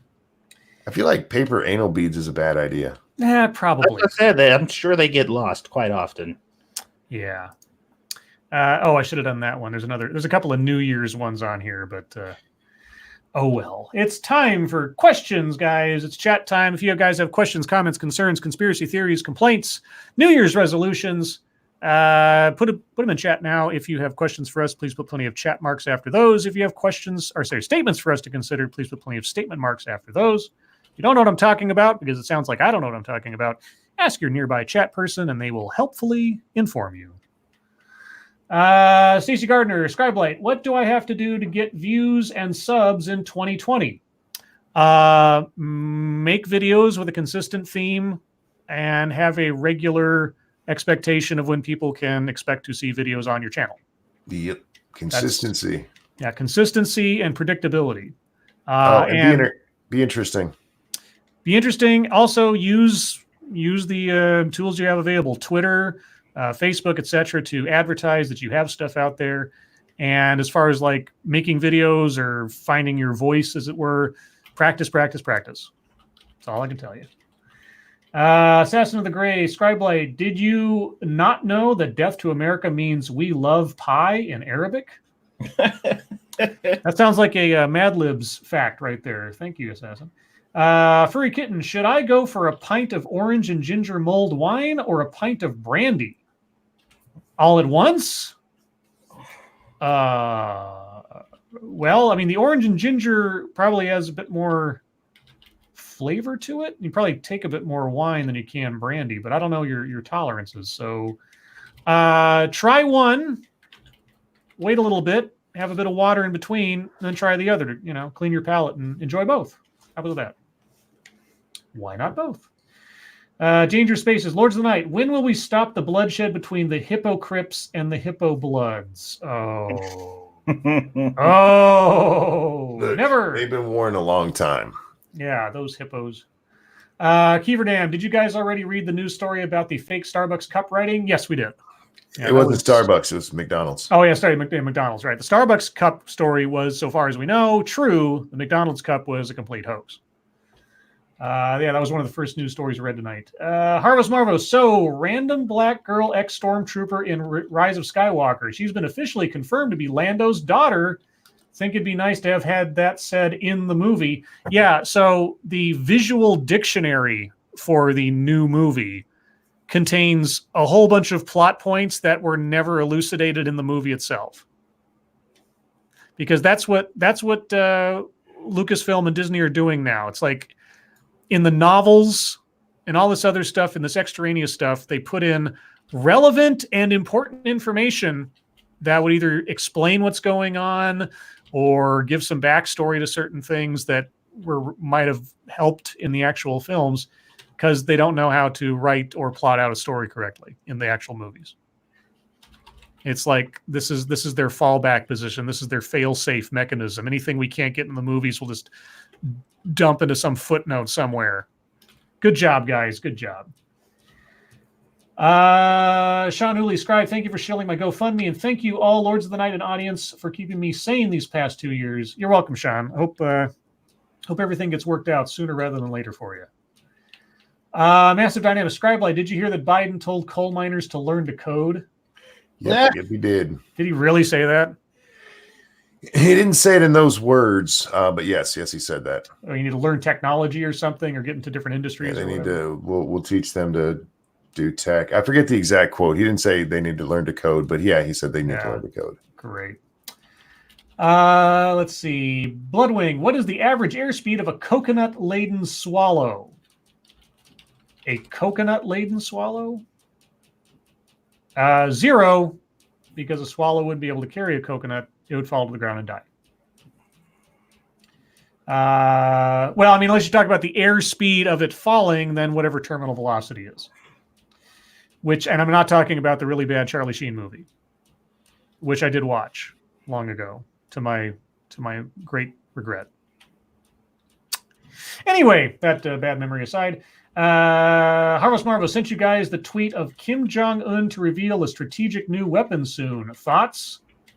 It's a day that ends in Y. I mean, I don't know. North Korea's saber rattling is, I don't know, unless or until they actually hit something that makes people want to blow them up again. I don't know. Yeah, I don't think too much about Kim. I really don't. Yeah, me neither. There's probably I'd say about 0 minutes in the day I spend thinking about Kim. Yeah, the most time that I gave any thought to Kim Jong-un is when the whole Sony leak happened, and then they made that movie, The Interview. Oh, yeah. That was like the longest time I ever gave any kind of thought to North Korea or Kim Jong-un, until Trump decided to start doing negotiations, meetings with them for the first time in history. So, yeah, aside from that, I don't know. I don't really care. Angela Arriaga, how hard of a hit do you want? And do you have a nice warm mixer like tea, coffee, or cocoa for your brandy? If it's cold where you are, something warm is nicer. So without a warm mixer, the mulled wine. Drinking advice from Angela Arriaga. Pirates Creed, I'm tired of waiting. The video I've been trying to get you to watch is of Mia Malkova and Trump, the Hearthstone player, not the president. Oh. You all are no fun. You know that, right? Well, sorry, Pyrus. I don't know. I'm sorry. Let's see. The One-Ton Hammer. Today's my birthday. Do I get serenaded? Fuck no. Indeed, it is his birthday. Wait, so he already got sung to? How do you know that? Well, because you know that. You said that like you'd already been aware of it, which means you probably sang to him at your show earlier today. I know I wasn't told on Twitter. No, I choose to believe my version. Well, your version's right. I was just asking how you know. Oh, One Ton Hammer, a longtime viewer of the show, good friend of the show. It is your birthday, sir. And around here, well, you know what we do. This one's for you. And a 1 and a 2. Happy birthday to you. You're a pretty inefficient hammer. Happy birthday to you. 1 ton is a bit much, don't you think? Happy birthday, dear One Ton Hammer. Sorry, I call you Polly sometimes. Happy birthday. Happy birthday to you. Happy birthday, bud. I hope you've had a good one. I really do. Let's see. Motto Winter. Oh, Lords, Happy New Year's. Do you like quivers and Funyuns? I love Funyuns. What's a quiver? I don't know. I've never had either, so I don't know. You've never had a Funyun? No. What? Barf. What? They're fucking delicious. Barf. How do you know if you haven't had one? I just know. No, they're great, man. They're awesome. Kind of like I knew you already sang the One Ton Hammer. That's not the same. Oh, okay. Let's see. Let's see. Sean Italy says, Bloodwing and Dangerous Spaces, Scribe Light. Thanks, Hunt for Red October is the greatest. Oh, thanks, Hunt for October is the greatest movie. So what do you expect? Wait, what? What were you saying now? They're insulting you. Oh, they're insulting me. Well, as long as they insult me and not Hunt for Red October, I'll be fine. Well, I think it's both, actually. Angry Illinoisan Scribe is right. Funyuns are barf. See? Funyuns are amazing. Barf, barf, barf, barf, barf, barf. Barf for Funyuns. Dangerous Spaces, Lord's Night. What is your favorite idiotic AOC quote from 2019? There are so many I personally can't pick. Was the it's not logically true, it's morally right, or something like that? Was that this year? Yeah, I believe so. Okay, that's my favorite. I think that's my favorite. Well, pretty much all of her quotes, believe it or not, are from this year. Mm-hmm. She was a little bit of a thing before the election, but most of her quotes came out after, like, there's 12 years left. My favorite is, if you don't have a solution, you can't talk because I'm the boss because I have a solution, or whatever the exact quote was there. Mm-hmm. Like, because I have a solution, I'm the boss. Like, that's not how it works, honey. No one, nowhere. It's the modern calendar's birthday. Are you okay? Is modern calendar a person? Or are you talking about actual calendars? I think they're talking about the actual calendar because. Okay. And Bloodwing, yes, I knew that your question was a Monty Python reference. I was playing it straight as part of a joke because I've seen Holy Grail many times, but why not take it seriously? Yeah. Also, any excuse to make a Terminal Velocity reference, because that movie gets no love for good reason. You ever seen Terminal Velocity? No. Oh, it's terrible. Well, if I did, I don't remember it. Oh, it's Charlie Sheen skydiving action movie. It's like trying to be Point Break, but like 7 times worse. Oh, yeah. Point Break was great for all the right reasons. Yeah. Very bad movie, but it works as a bad movie. Yeah. No, it was a good, like, it's good schlock. It was good schlock movie. Let's see. Harvest Marvel's Twilight Zone marathon tonight. Ever watch them? And what season, version / episode is your favorite? The one I like the most is the classic, of course, Burgess Meredith, and I forget the name of it, but he plays the bank teller or whatever who reads his books alone in the vault because it's quiet, in the bank vault, and then I won't give it away. Stuff happens. And that story in particular always got me. And God, I'm sure there's a couple others that I could think of if I tried hard enough. What about you guys? Twilight Zone? Yeah. I can't say that I remember any of them. I've watched some, I'm sure. There was one from the 90s revival, and it was called Need to Know. And it was a great little story, and I'll give it all away because it's fine. I don't. You might be able to find it online, but I doubt it. Anyway, so it starts out, and I might be fuzzing things over slightly, but not too much. It starts out with a guy standing on the side of a road next to a cornfield, and he's just laughing and laughing insanely. And then a guy he knows in this small town drives up and stops, and he says, "What's wrong? What's?" Because he's laughing. He's almost like laughing hysterically, almost crying, kind of thing. Mm-hmm. And the guy stops laughing, walks up to him, whispers in his ear something. And the guy in the car starts laughing hysterically and going nuts and freaking out and like drives off and crashes his car.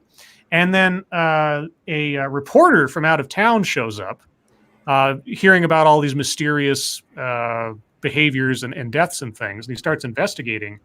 And he keeps finding people who are just like in different ways going nuts, either completely silent or they're going crazy or they're starting to eat dirt or something. It's crazy. And so he finally finds somebody who says, the professor, you have to go talk to the professor. And so he goes off to this cabin off in the top of a hill or something. And it's all like decked out with all these bookshelves and artifacts and everything. And there's this professor there and he's sitting there and he's completely calm. He's completely lucid and everything. And the guy's like, what's going on in this town? And the professor looks him in the eye and he says, I was on a dig in far off country or something. And I found it. You see, found what? I found it. The answer to everything, to life, the universe, God, everything. Do you want to hear it? And the guy's like, no, and he runs out the fucking door. I thought that was great. I watched a movie that reminded me of the Twilight Zone. There was like this really tall grass, and apparently this tall grass like transcended both time and space, because like once you went in there, like everything just like shifted or whatever. And the people who walked into the grass were running into like past versions of themselves that had got lost in the grass and shit. It was crazy. It was like, and there was this rock like at the center of it that was apparently like the nucleus or whatever, like the life force that was like doing everything. And if you touched it, you became like a minion for it or whatever. So they had like some people who got caught up in there, lost in there, was like leading people to their deaths and shit. It was weird. I can't remember what it was called though, but it reminded me of the Twilight Zone for sure. There's a Netflix movie that came out not too long ago that kind of reminds me of a Twilight Zone thing. It's called The Discovery, I believe. It has Robert Redford in it and a couple other people. I won't say much about it because it gives it away completely, but it's the twist of the movie is it's one of those things that makes you go, oh, okay. It's one of those things like, oh my God. Anyway, I can't say too much. It's that's the thing about some of those stories. Like you can't say too much. You just give the whole thing away. It's all about the twist. The twist. What a twist. No One Nowhere. Will the Lords of the Night sing Auld Lang Syne? No. Well, we're not. I don't know the words. Sorry. We're not at midnight yet for at least either coast that we're on. I forget who it was. Somebody earlier asked, "Are we going to do a countdown stream?" I wasn't planning on it. I don't know. Do you guys want to hang out for an extra hour? I'm good either way. Last year we did, if you remember. Yes, we did do. I think we started an hour late last year and then went to midnight. Did we start late? I thought that's what we did. Just to we did. We started an hour late before, so we could do the countdown or something. Yeah, I might have should have done that tonight, but. Harville's Marvel said it's called In the Tall Grass. Was it? Was that movie that we saw? Yeah. When you said that, I thought to myself, wasn't there like a Netflix movie that just came out recently or something called that? Yeah, it was a good watch. I actually enjoyed it. It was a very strange movie though. Furry Kitten, Matrix 4. Wouldn't they have to make 2 other sequels first? I see what you did. Yeah. Yeah. I think I'm the only person in the world who didn't hate the Matrix sequels. I didn't hate them, but I also never felt that they were necessary. I mean, the Matrix, the first Matrix movie was so. You would have to have created, the first Star Wars movie, A New Hope. You could have had that movie as a standalone, and it had a beginning, middle, end. Ta-da! It could have stopped there, and it could have been its own thing and just fine. It didn't need a sequel. It wasn't created with the idea of having a sequel. The first Matrix movie was the same. they didn't know if it would be popular enough to justify a sequel, so they wisely created a movie that was all-encompassing by itself. What it needed was a Empire Strikes Back, but as far as I'm concerned, they didn't have that because then they created two movies that just seemed like one long movie that just went nowhere for most of it. So I don't know. I thought the sequels were kind of superfluous, honestly. They didn't feel like they were part of the story. They felt like they were an afterthought, which is part of the problem. Let's see. Harvest Marvel says, I didn't hate the Matrix sequels either. And did you guys know Matrix 4 with Keanu is official now? But I did not. Keanu, I know Matrix 4 was official. I didn't know that if they bring back Keanu, he's got to be like a ghost in the Matrix or something. And he's dead. That was the whole point. He had to be the He Jesus. is the Matrix now. Yeah, he might be absorbed by the Matrix or something, or maybe it'll be a fake out. Keeverdam says, I hear Squeedus. Yes, we all hear Squeedus. Oh, you can? Oh. Yeah, that's fine. That's fine. Ain't nothing wrong with hearing Sweetest. Yeah. She's in there yelling at her mom. Well, you took that duty last night, so now it's Mom's turn. Oh, God. Today, like I told you, today she was like being all crazy too. Just like, what is wrong with you, child? Like she's eating so much more now, and I'm just like, we were doing good and pacing out her food, so we weren't. I know what Monkey's gonna say, so I'm shut up now. I ain't doing nothing. I'm gonna leave you alone. I've said my piece on that. Let's see. Dangerous Spaces. No, he's talking to somebody else. Sorry. Well, let's see. Okay. I'm still debating, but if we did another hour, what would we do to kill the time until the... I'm guessing just talk to the chat, man.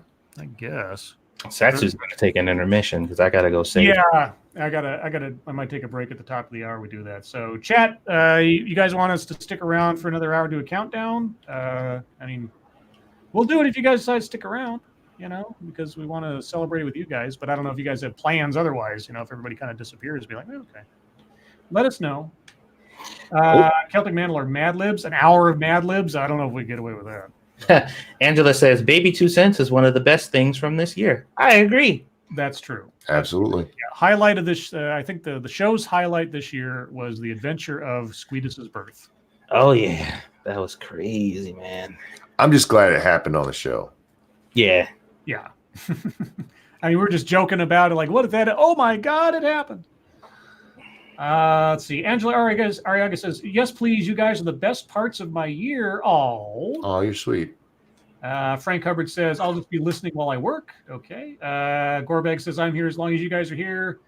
And Dr. No says, what time is it on your coast? Well, it's just 8 minutes to 8 right now. So, I'll celebrate the New Year's with you East Coasters, but I won't have mine for another couple hours. Let's see. Dangerous Space says, Scribe, it's already 2020 here in Australia, so I'm happy either way. Well, Happy New Year! Oh, my God. What is wrong? I'll be right back, guys. Okay.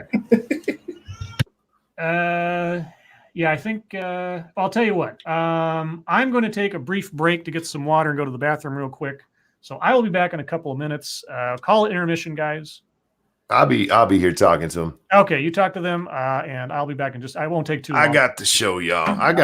Go take your intermission. We got this. Be back in just a minute. I don't think you guys have enough material to do another solid hour. Cult of Krill, you underestimate my ability to talk just to talk. Shit. My advice to a Mad Lib than just organic conversation like Monkey in the Morning. Yeah, exactly. So we don't necessarily have to have a topic for this kind of thing. I mean, it's a holiday. This is time to just break the format. Don't tell Scribe I said those words. He'll have a heart attack. Excuse me.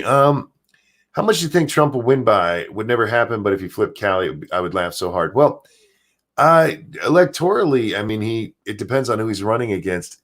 If Sanders or Warren gets the nomination, which there's a chance, he could take quite a bit. And you got to remember, Cali said they have a law right now. Their electoral votes have to go to the popular vote winner, so it could go for Trump as they're trying to get small states to do stupid shit because they passed that rule hoping small states would agree with them so that their massive advantage in popular vote would actually mean something. Sorry, guys. I got a little bit of a wheeze here. When will the Senate start the impeachment hearing? Probably in a week or so, maybe 2. Monkey, can little butt read yet? No, she's getting there. We got her a little pen reader for Christmas. That's what we got her. It's this little pen that you run across books so it reads the book to you, which she apparently really, really loves. She didn't have a chance to use it here because we didn't know you had to actually download all this stuff. It didn't come downloaded for some fucking reason. But apparently she really loves it. Did you see the Pope slapping a woman at a woman's hand? No. I saw that. It was like he was like doing a little crowd meet and greet kind of thing, and this lady reached over the little fence barrier and took his hand, but wouldn't let go, and he finally slapped her hand away. Well, that's what she get. Yeah, I was like, that doesn't offend me. The Pope was just saying, I gotta go, get off of me. Let go of his hand. Shit. Jordan 250 just tweeted out something. It's a picture of what can be assumed to be a bottle of liquor, and it's got various arrows pointing at different heights on the bottle. The top says yummy. Afterwards it says you're pretty. Afterwards it says I'm pretty. And it says I can dance, I can sing, invite Sinatra on stream, Lord singing happy birthday pretty good, internet blood sports time, and lastly, tongue butter the turtle cave. Wow. Yeah, good job. Good job. Happy New Year, SDA. She's in the chat there. How you doing, sweetheart? Well, SDA, you want to come on, SDA? Celebrate the overall countdown, or maybe you're somewhere and doing stuff. I'll send you the link either way in case you want to. She's young. She probably got a life. Yeah, it's probably true. Probably true. But on the off chance, there you go. Let's see. Who else can I throw it at on me? There. And yeah, I guess that'll do for now. We'll see. We'll see who might show up. What else is going on? All right. Well, let's do. I know what we'll do, and we'll do this when Satsu gets back too. Of course. Or Satsu, are you here? No, he's not muted. So maybe he's just. No, he just walked away. I don't think he muted when he left. So predictions for this next year. I want to start out morbid. Let's do death predictions. Oh, who do you think's going to die this year? Ginsburg. And I just want to say these are not wishful thinkings. This is just like knowing their situation. Oh, wait. There she is. There she is. Hello, live from a New Year's Eve party. It's SDA. Hi. Hey, sweetie. I don't have headphones. Okay. Are you there with anybody famous? No. I'm the most famous person. Yay! You're what? She's the most famous person there. Oh. What are you drinking right now? Tequila. Straight tequila. Oh, good girl. Straight tequila. Jesus. Straight tequila. That's what it is. You're drinking straight tequila? My mother says Happy New Year. Hi, brother. Happy New Year, sweetheart. How you doing? I'm doing good. How are you? Monkey's very happy to hear from you. I'm okay. And I'm okay. very creepy. I love your mom. She's a sweetheart. Yeah, it's really creepy. I know. I miss you guys. Only because your aim is we off. miss you. I'm gonna smack It's you. gross. They're so sweet. Really gross.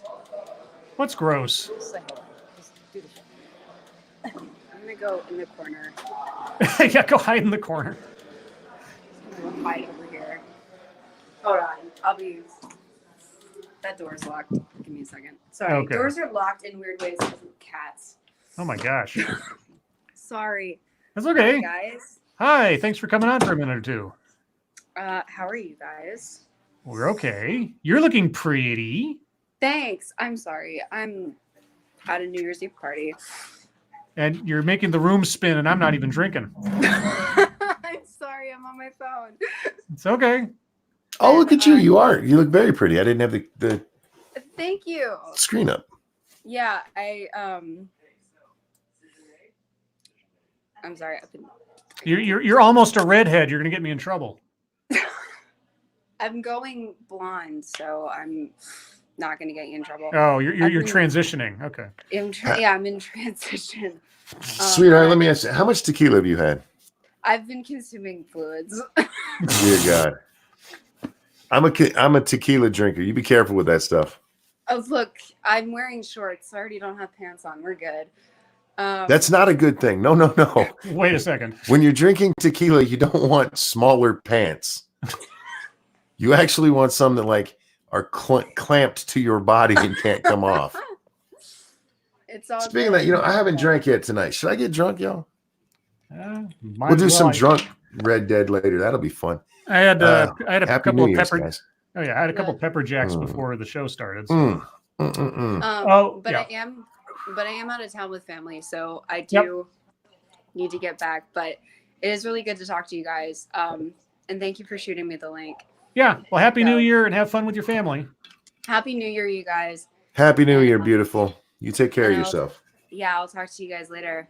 All right. Bye. Bye. All right. Well, that was SDA. That shit burned going down. So back to predictions. Like I said, these aren't wishful thinking necessarily predictions, but just sort of circumstances. Somebody that I haven't heard from in a very long time that I keep worrying is going to pass is Gene Hackman.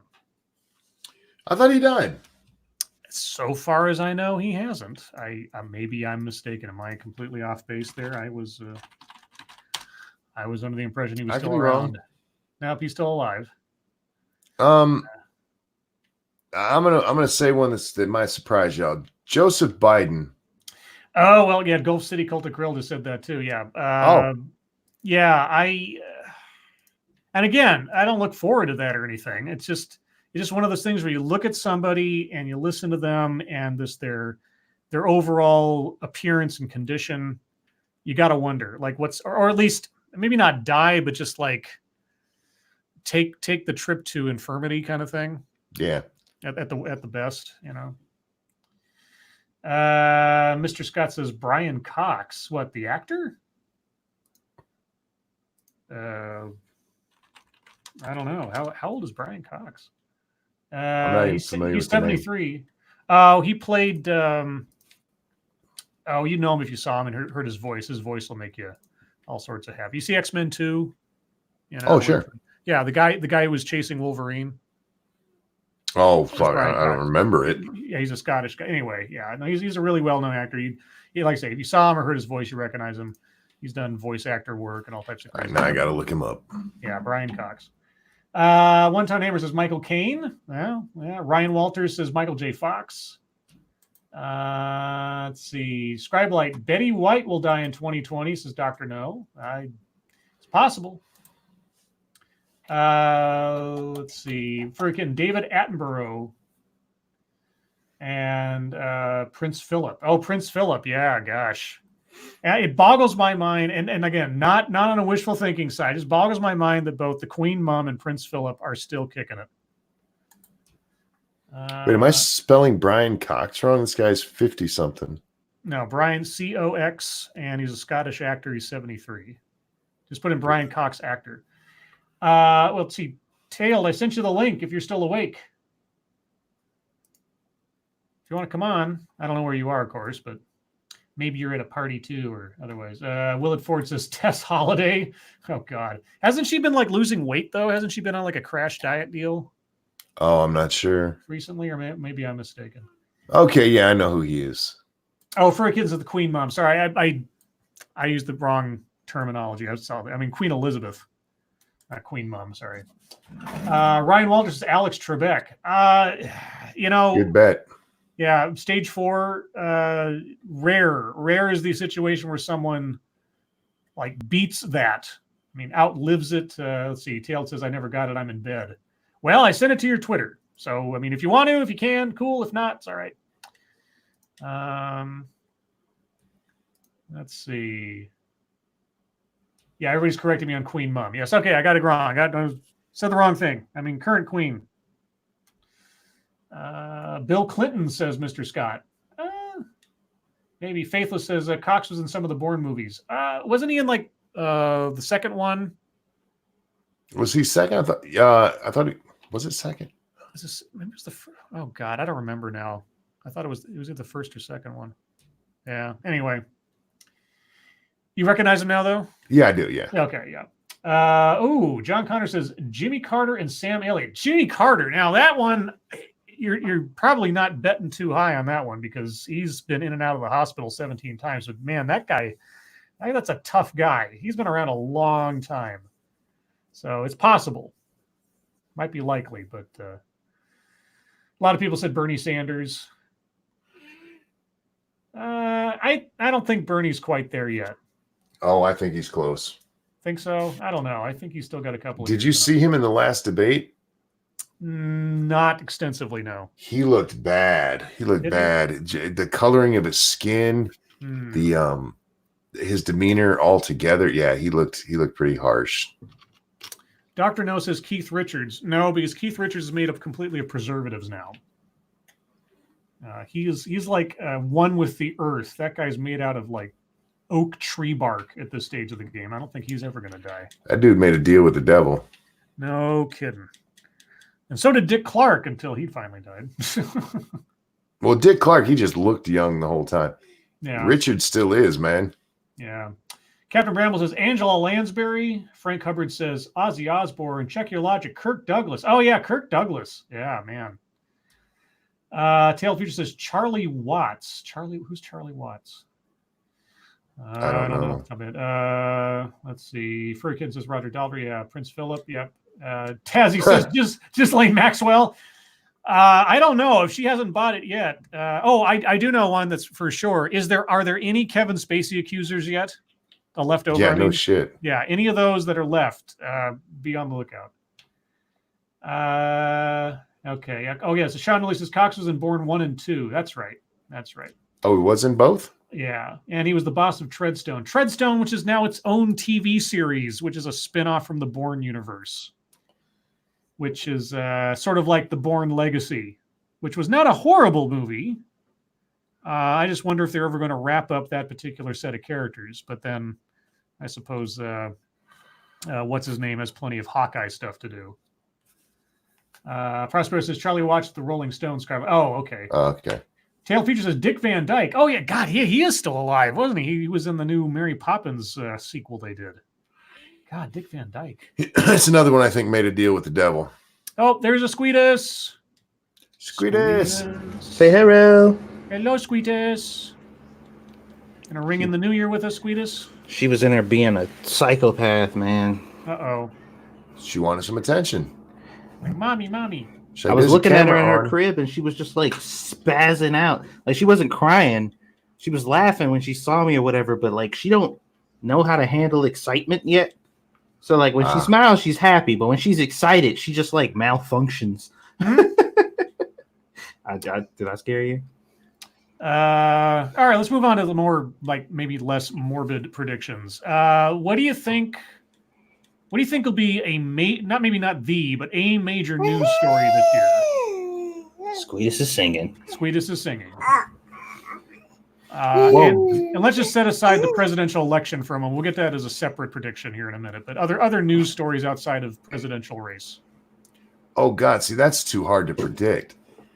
The obvious is going to be the presidential election. Past that, fuck, man, I don't know. Probably some Supreme Court case I should be paying attention to, but it aren't right now. I think a very beneficial trade deal with China will be affirmed in the next 6 months. You think? I think so. I think just the pragmatism will see its day, and they'll come to terms rather than keep continuing to have losses and pressure on either side of the equation. And that'll be a major arrow in Trump's quiver going into 2020. Well, they did just sign they're supposed to be signing the first part of some trade pact. Right. And part 2 is supposed to be coming up. We'll see what happens with that. Yeah, that's what I mean. I think that's going to happen. Yeah, I can see that. The only other one that I can see might happen is continued escalations with Iran. Jeez. Yeah, What the heck? she knows. Iran. Did you say Iran? Who you growling at? And who you screaming at? Don't be Little squealing squeaker. at me, you little freak. Any news predictions, or how about some video game predictions or something? I don't know. I don't know what's going on in the wonderful world. I don't know. I'm hoping the Final Fantasy VII remake is received well. I hope they don't pull no, because I don't know if you guys remember, but when they first announced it, they were talking about it being like episodic or some shit like that. Oh, And I'm just like, don't do that. Release it in phases or something. Yeah, and I'm just like, Get the next DLC. yeah, that'll ruin it for me. And like they haven't talked about that since then. Ever since they kind of switched hands, they changed hands from the company that was initially making it, and they put it into like somebody. I think they started doing it all in house, or they put it in somebody else's. Man. Can you imagine Final Fantasy VII, the Telltale Game edition? Oh my God. Are you pooping? kind of sounds like she might be. God. And look at that face. Look at her face. She The concentrating. last poop of 2019. Oh, don't drool on me, you freak. The last poop of 2019. I made a stinky, Daddy. Oh, jeez. Yeah, I was like, that's a grunt. You good, baby? She like, oh, the question is, are you gonna be good? She's like, my butt's warm. After Yeah. you see the gift I just left you. Cultic Grill says I make those noises when I poop. May I suggest more fiber, sir? Or maybe less. Gross. You're nasty. Let's see. I should think of categories of predictions. She not done. Look at her face. Oh my gosh, she's so concentrated. You Better good? knees or better thighs for her. Oh, Let her geez. squat. There you go. Stink of butt. Let her squat. You stink. She's like, thanks, Dad. Now I Stinky can baby. squeeze this one out. All right, fine. Presidential predictions. First off, who do you think? Let's just start with the basics. Iowa. What do you think? What do you think the order is going to be in Iowa? Iowa. I'm gonna go with Buttigieg. Buttigieg takes for the win. For Iowa, yeah. Wow, who comes in second? Oh, that's gonna be Bernie. Buttigieg's Bernie, and then Biden. No, I don't know. Probably Warren. Wow, you don't think Biden will even place in the top three? You think? Not in the top three in Iowa, no. Wow. Okay, and then New Hampshire.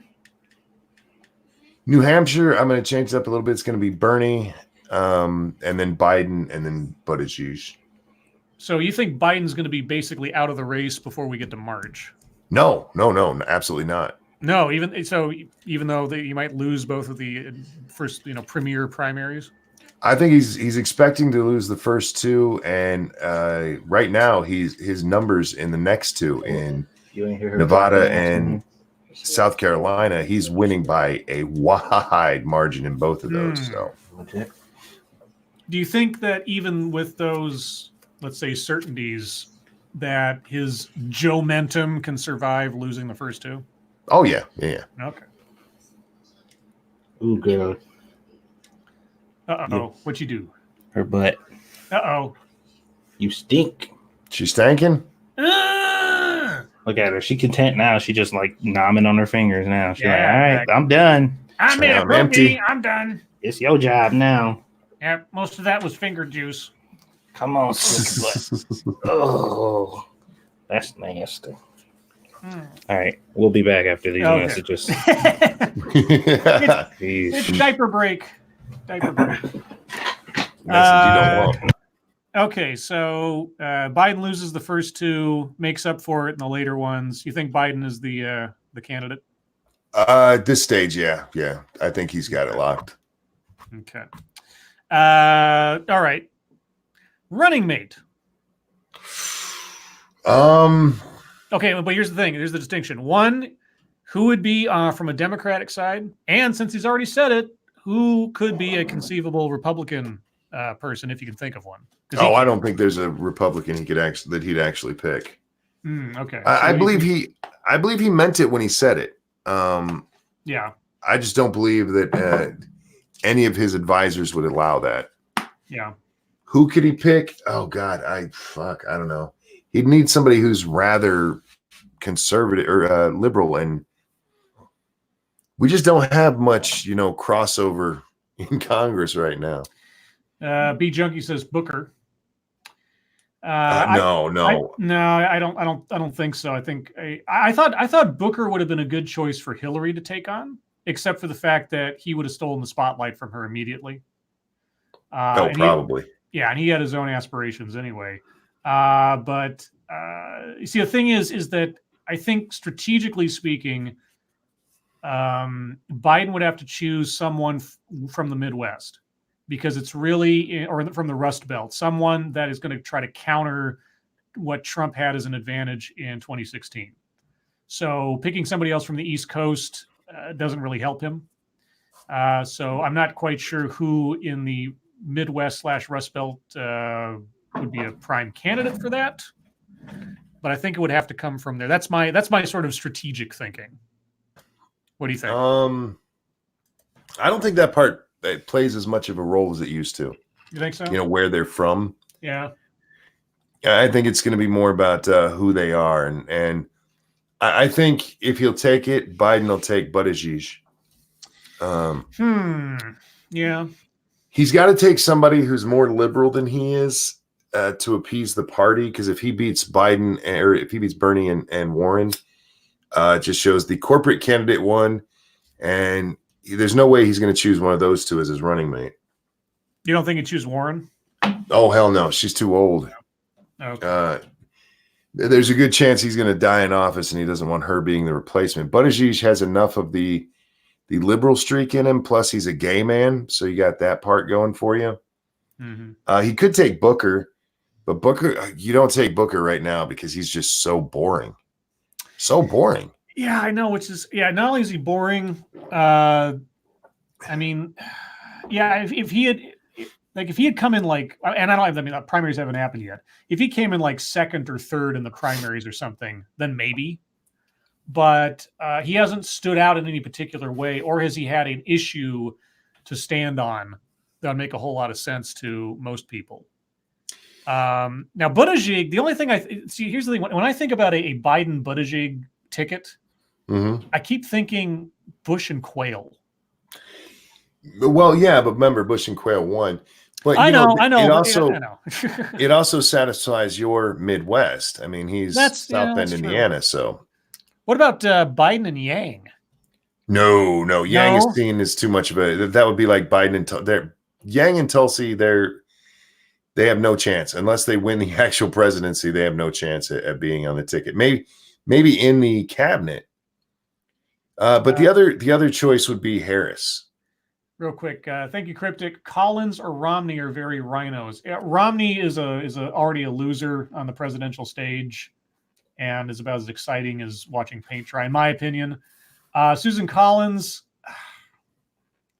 I don't think she's well known enough. No, except for being sort of a neutral Republican. That's about it. Yeah, and if you're actually thinking that way, there's also Flake, but none of the, with the exception of Romney, none of them have the name recognition. Right. Romney having been on the top of the ticket, there's no way he's going to take a second. Cryptic, thank you again. Liberal rhinos, I mean. Yeah, no, I get it. Dinos. Yeah. Linos? No, they're rhinos, yeah. It's like a lighter. There. No, it's going to, I would say Buttigieg or Harris would be the smart choices. Okay. Do you think Trump keeps Pence this time around? He shouldn't, but he will. Yeah. The Republicans, because let's be honest, your vice president is your best bet going forward. Mm-hmm. And they saw what happened with Hillary. Mm-hmm. They should have run Biden in 2008 or 2016. Yeah. Well, he tried, but Hillary trounced her, and the DNC basically said no. Yeah, and that was a mistake for the Democrats. Yeah. You want a vice president. At the very least, you want like your Secretary of State or somebody like that.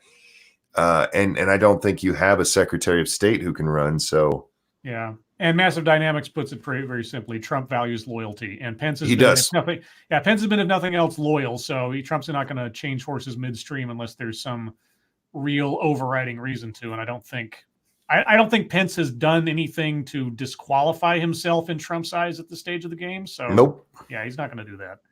Pence has been a very loyal soldier. Yep. Okay, here's the other thing. So let's say Biden is the Democratic ticket and Trump is the Republican ticket, obviously. Does one of the current Democratic runners go independent? And if so, no. who? No? I mean, the closest you would have is somebody, maybe Warren going green, Bernie going green, but Bernie's already said he won't. Probably not. None of the ones that were running right now. Yang, I mean, conceivably could, but he's not going to waste all of his own money on that. Maybe Bloomberg, but Bloomberg is dumping so much money already. He's already, I think, last I heard, he'd already spent $120 million. Yep, and that's got him up to 5%. Right, in like the first month or two or whatever. Whereas Barack Obama spent $300 million over the course of the entire election or something. Yeah. It's just that guy's, good God. Dude, just give that money to people who need it. You're just burning it at this point. You're basically like the Joker in that pile of money. You're just lighting it on fire. Hello. Hello again. Is Miss Stinky Butt all clean now? Oh, sweet Jesus! It took it took 3 wipes, but we did it. Well, she was really straining there. So yeah, and then I had opened up the diaper or whatever, and I do my usual. This is my ritual. I'll open up her diaper and I'll just leave it. And I place my hand on her stomach and I'll just leave it there because I'm like, I know your game. You wait until the straps come off, and then you see as soon as I pull it from off your butt, and then sure enough, she wasn't finished. And I'm like, Thank you, Cryptic. Nikki Haley versus AOC in 2024. I'd die laughing. Oh God, that'd be awesome. Now, Nikki Haley, I always thought Nikki Haley would end up being either a presidential candidate or a VP candidate, but she's not going to be this time around. No, obviously. But AOC, I could see somebody trying to run with her at some point, but I don't know about president. You guys should come into the new year with one of these. Oh, yeah. Fuck your feelings. They're in the merch store. I usually have my Scribe cup right here, but it's dirty. So I was using my fuck your feelings cup. Just like me. No, if Trump was worried about 2024, he would ask Pence to step down and pull Haley in. Right. Yeah, that's true. And then she could carry. I don't know that. I don't think that she would want to run with Trump, honestly. I mean, she's not going to downplay him too much, but I also don't think she wants to attach herself too closely to him. Why did I just get signed out of chat? I don't know. Wasn't me. YouTube chat? Yeah, and now I'm signed back in. What the fuck? YouTube, fuck off. Fix your shit. Going back to the third party thing for just a second. If somebody with Sanders or Warren's platform was younger, say like if Buttigieg had that full on platform, I could see them going independent. But just the ones who were too far out there, because people always Tulsi is just as fucking liberal as all of these other ones are. If you actually pay attention to what she says, I realize she's against intervention, but otherwise she is a hardcore Democrat, you guys. Yep. They're not going to run against whoever the main party is. Yeah. The only question becomes who the Green Party is going to run. Oh, Lord. I don't even try to guess those things. If they run somebody with any kind of name, that could definitely hurt the Democrats. Could be. Now, I mean, originally, months ago, I was saying that a Biden Gabbard ticket would be very interesting, but it's not going to happen. Not now. Not now. And a Biden Harris ticket probably isn't going to happen now. Yeah? What's that, baby? What's Squeeta's got to say? I don't know. I'll put it closer to the mic. Please elaborate, ma'am. You got some political insight, Squeetus? Tell us what your thoughts are on the great bottle shortage in China right now. Squeak if you think Trump is going to win. Okay, squeak if you think Biden's going to win. Oh my God, I think she's a Yang Gang. Yang Yang. Yang Gang. She like that $1,000 a month buys a lot of snacks.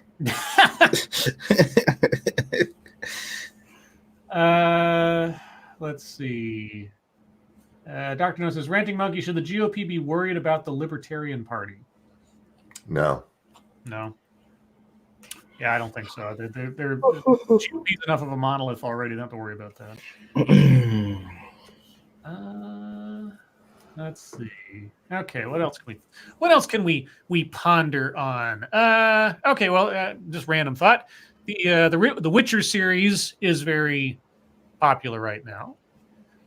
What book series or video game franchise should get its own show? Satsu, go.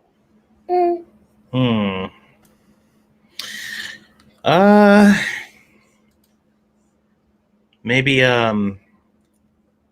I definitely had something in mind that we were playing recently that I thought would be interesting to watch. You know what? I think a Bloodborne show would be awesome. Oh. If they made a show on Bloodborne, like the Victorian blood-soaked era, I think that'd be cool. Do you think that would work better as a animated series rather than a live action? Probably, because the Castlevania animated series was fucking sweet. That was pretty good. Yeah. Yeah, they did a pretty good job with that. There's more they could probably do something good with Bloodborne. What about not a direct adaptation, but a story taking place in the Last of Us universe? I mean, if you played the game, that's basically a movie. Yeah, that's yeah, because that was so. That was the one game where I was just like, I'm not mad that I'm watching a cutscene for like 10 minutes. Thank you, Shiogorath. Early New York from the Premature Ejaculation Society. Oh, New Year's from the Premature Ejaculation Society. What? Somebody in the chat. Oh, Ryan said a Resident Evil series. You know what?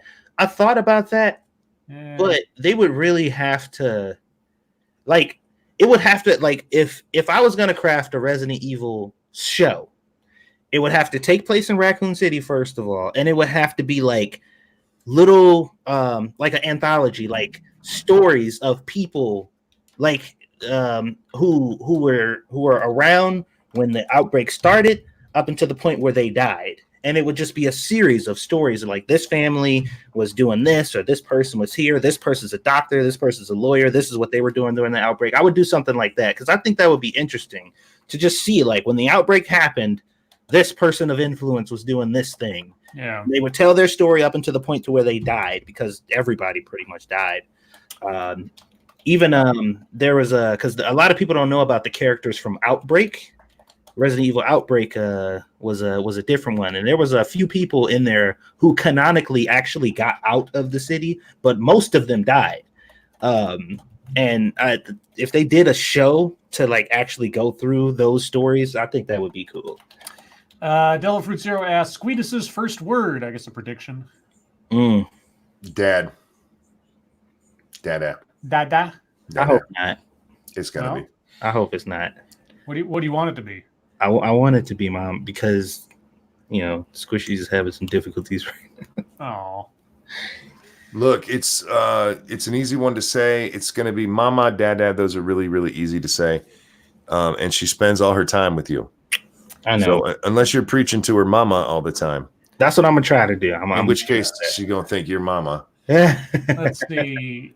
Furry Kitten says Max Payne. Oh wait, already done. If they could do a Max Payne series, like brief little like mini series thing in the vein of Max Payne 3, which I still think is one, like, the soundtrack on that game, the whole progression of the game is great. That'd be neat, but I don't know they could find an actor that could pull it off that they can craft the same as they can in the video game. Massive Dynamics is Cyberpunk series, like the actual Cyberpunk game. Well, the game itself is going to have, it's going to be a movie in and of itself, and there's going to be so much spin-off from that, you'll practically have it. But if you want like Cyberpunk on TV, you've got Altered Carbon on Netflix.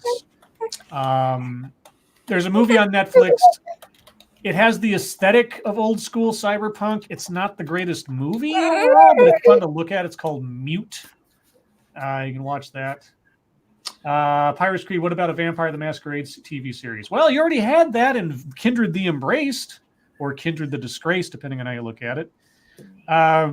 It's aged okay. I think you can find most of the series online in places. I still have my VHS set of it. It's cheesy as hell. They really screw around with the lore to make it work for television. And the unfortunate thing is that they didn't get more seasons because the guy who plays the Prince of the City died in a car accident or a motorcycle accident just after they finished wrapping up the first season. Mark Frankel, which is really tragic.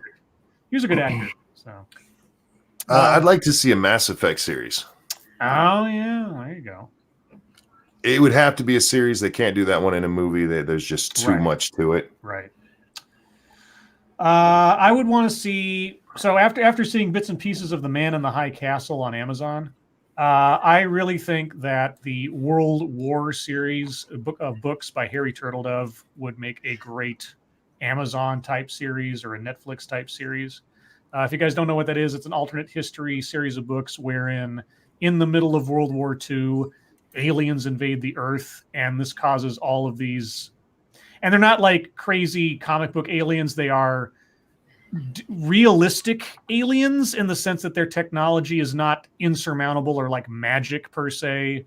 It's just way advanced to us. And the politics, the alliances that have to take place between a bunch of nations that were already at war, like Churchill having to sit down with Hitler and negotiate how they were going to attack the aliens as a unified front, stuff like that, and all the other characters and side stories. It would make a great series on Amazon, I think, or something like that. I'm like formulating in my mind what a Fallout series would look like. Oh man, that. And I think they could do something really cool with that, especially if they don't really single it like on just like one vault hunter from one random vault somewhere, where it's just like these different settlements that cropped up. Like one is like bandits, the other is made up of people who recently just left their vault, something like that, and just have like this kind of interconnected conflict between the groups or whatever. I think they could do a really good story like that. There is a couple of Fallout series, live action series, and even a TV pilot. I gotta find that and send it out somewhere on YouTube. And some of those are really good. Some of them have to do with people who are coming out of a vault or lived in a vault. Some of them have to do with like just basically survivors or descendants wandering around the desert. Hell yeah. I want to check that out. Yeah, I'll there's a couple of, there's one on here that's got like a whole like couple of seasons worth of TV shows. It's called Nuka Break. And then there's some spin-off stuff. They're really well done. I'll send you some links. Yeah, I want to check that out. Yeah, what happened to the God, there was one. I'll have to find it. There was a great. Is that? Oh, that's something different. I don't know. I'll find it and I will send it to you. There's several out there that are really good. What else? Let's see. Ercole De Stefano says Fallout would be sweet, but you would have to spend a lot on special effects. Super mutants, not necessarily. It depends on what story you told. You could tell a story completely within one of the vaults. Hell yeah! With all the experiments that Vault Tech was running, you could do one that's like right after or right as the attack takes place and people getting used to it. You could tell one about a tribe of people, of survivors and descendants from 100 years later, off in some desert somewhere. There's so many different ways you could tell without having to do a bunch of special effects. Well, the only real special effects you're going to need is some makeup, and that's not that expensive. At worst, yeah. And for super mutants and stuff like that, you could do a lot of practical effects that wouldn't require a whole lot of. Yep. That wouldn't require a lot of heavy lifting. All right, I'm still going to be here, but I'm listening to music as we talk. Oh, okay. Well, I guess that's the important thing now. Well, it's New Year's, man. Yeah. Guess to party, guess to dance.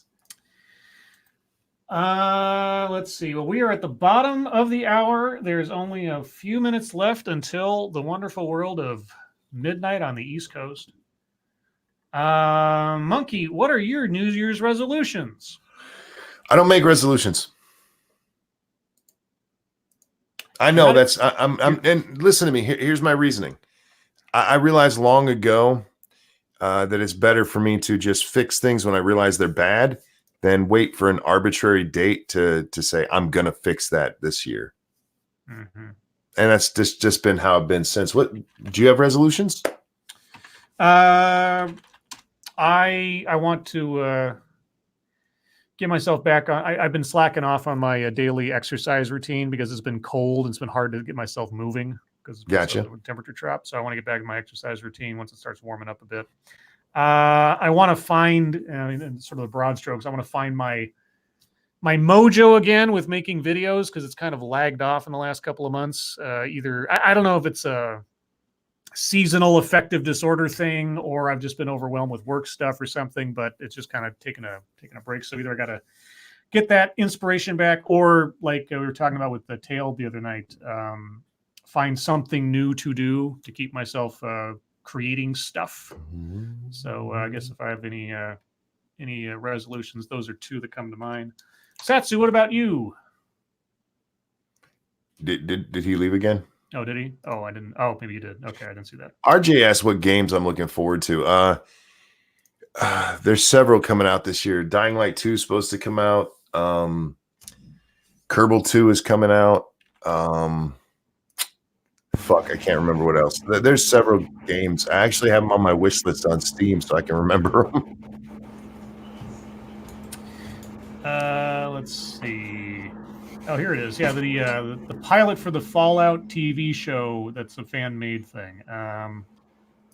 So this is part 1 of 3. I'll put it in chat now. It's called Fallout Revelation, and and you can see just from this is a fan-made thing. You don't really need a high budget or get away with making a Fallout type story or setting and things.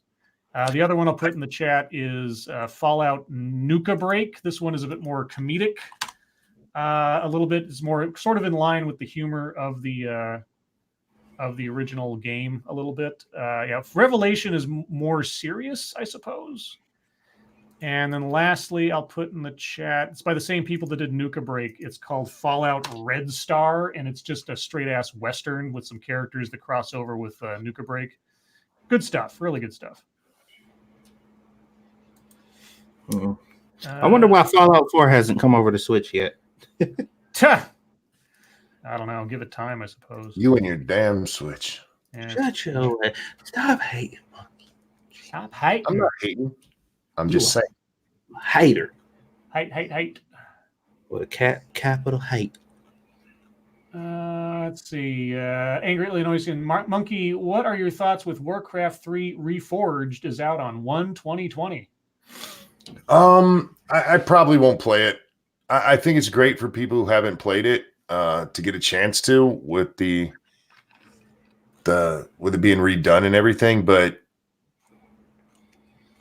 for me, it was the story of the game, not the game itself, that I liked, and I already know the story. So Yeah, but don't you want to see like a high-res Arthas, you know? No. Again, it's not for the gameplay, it's the story, and their original videos are still great.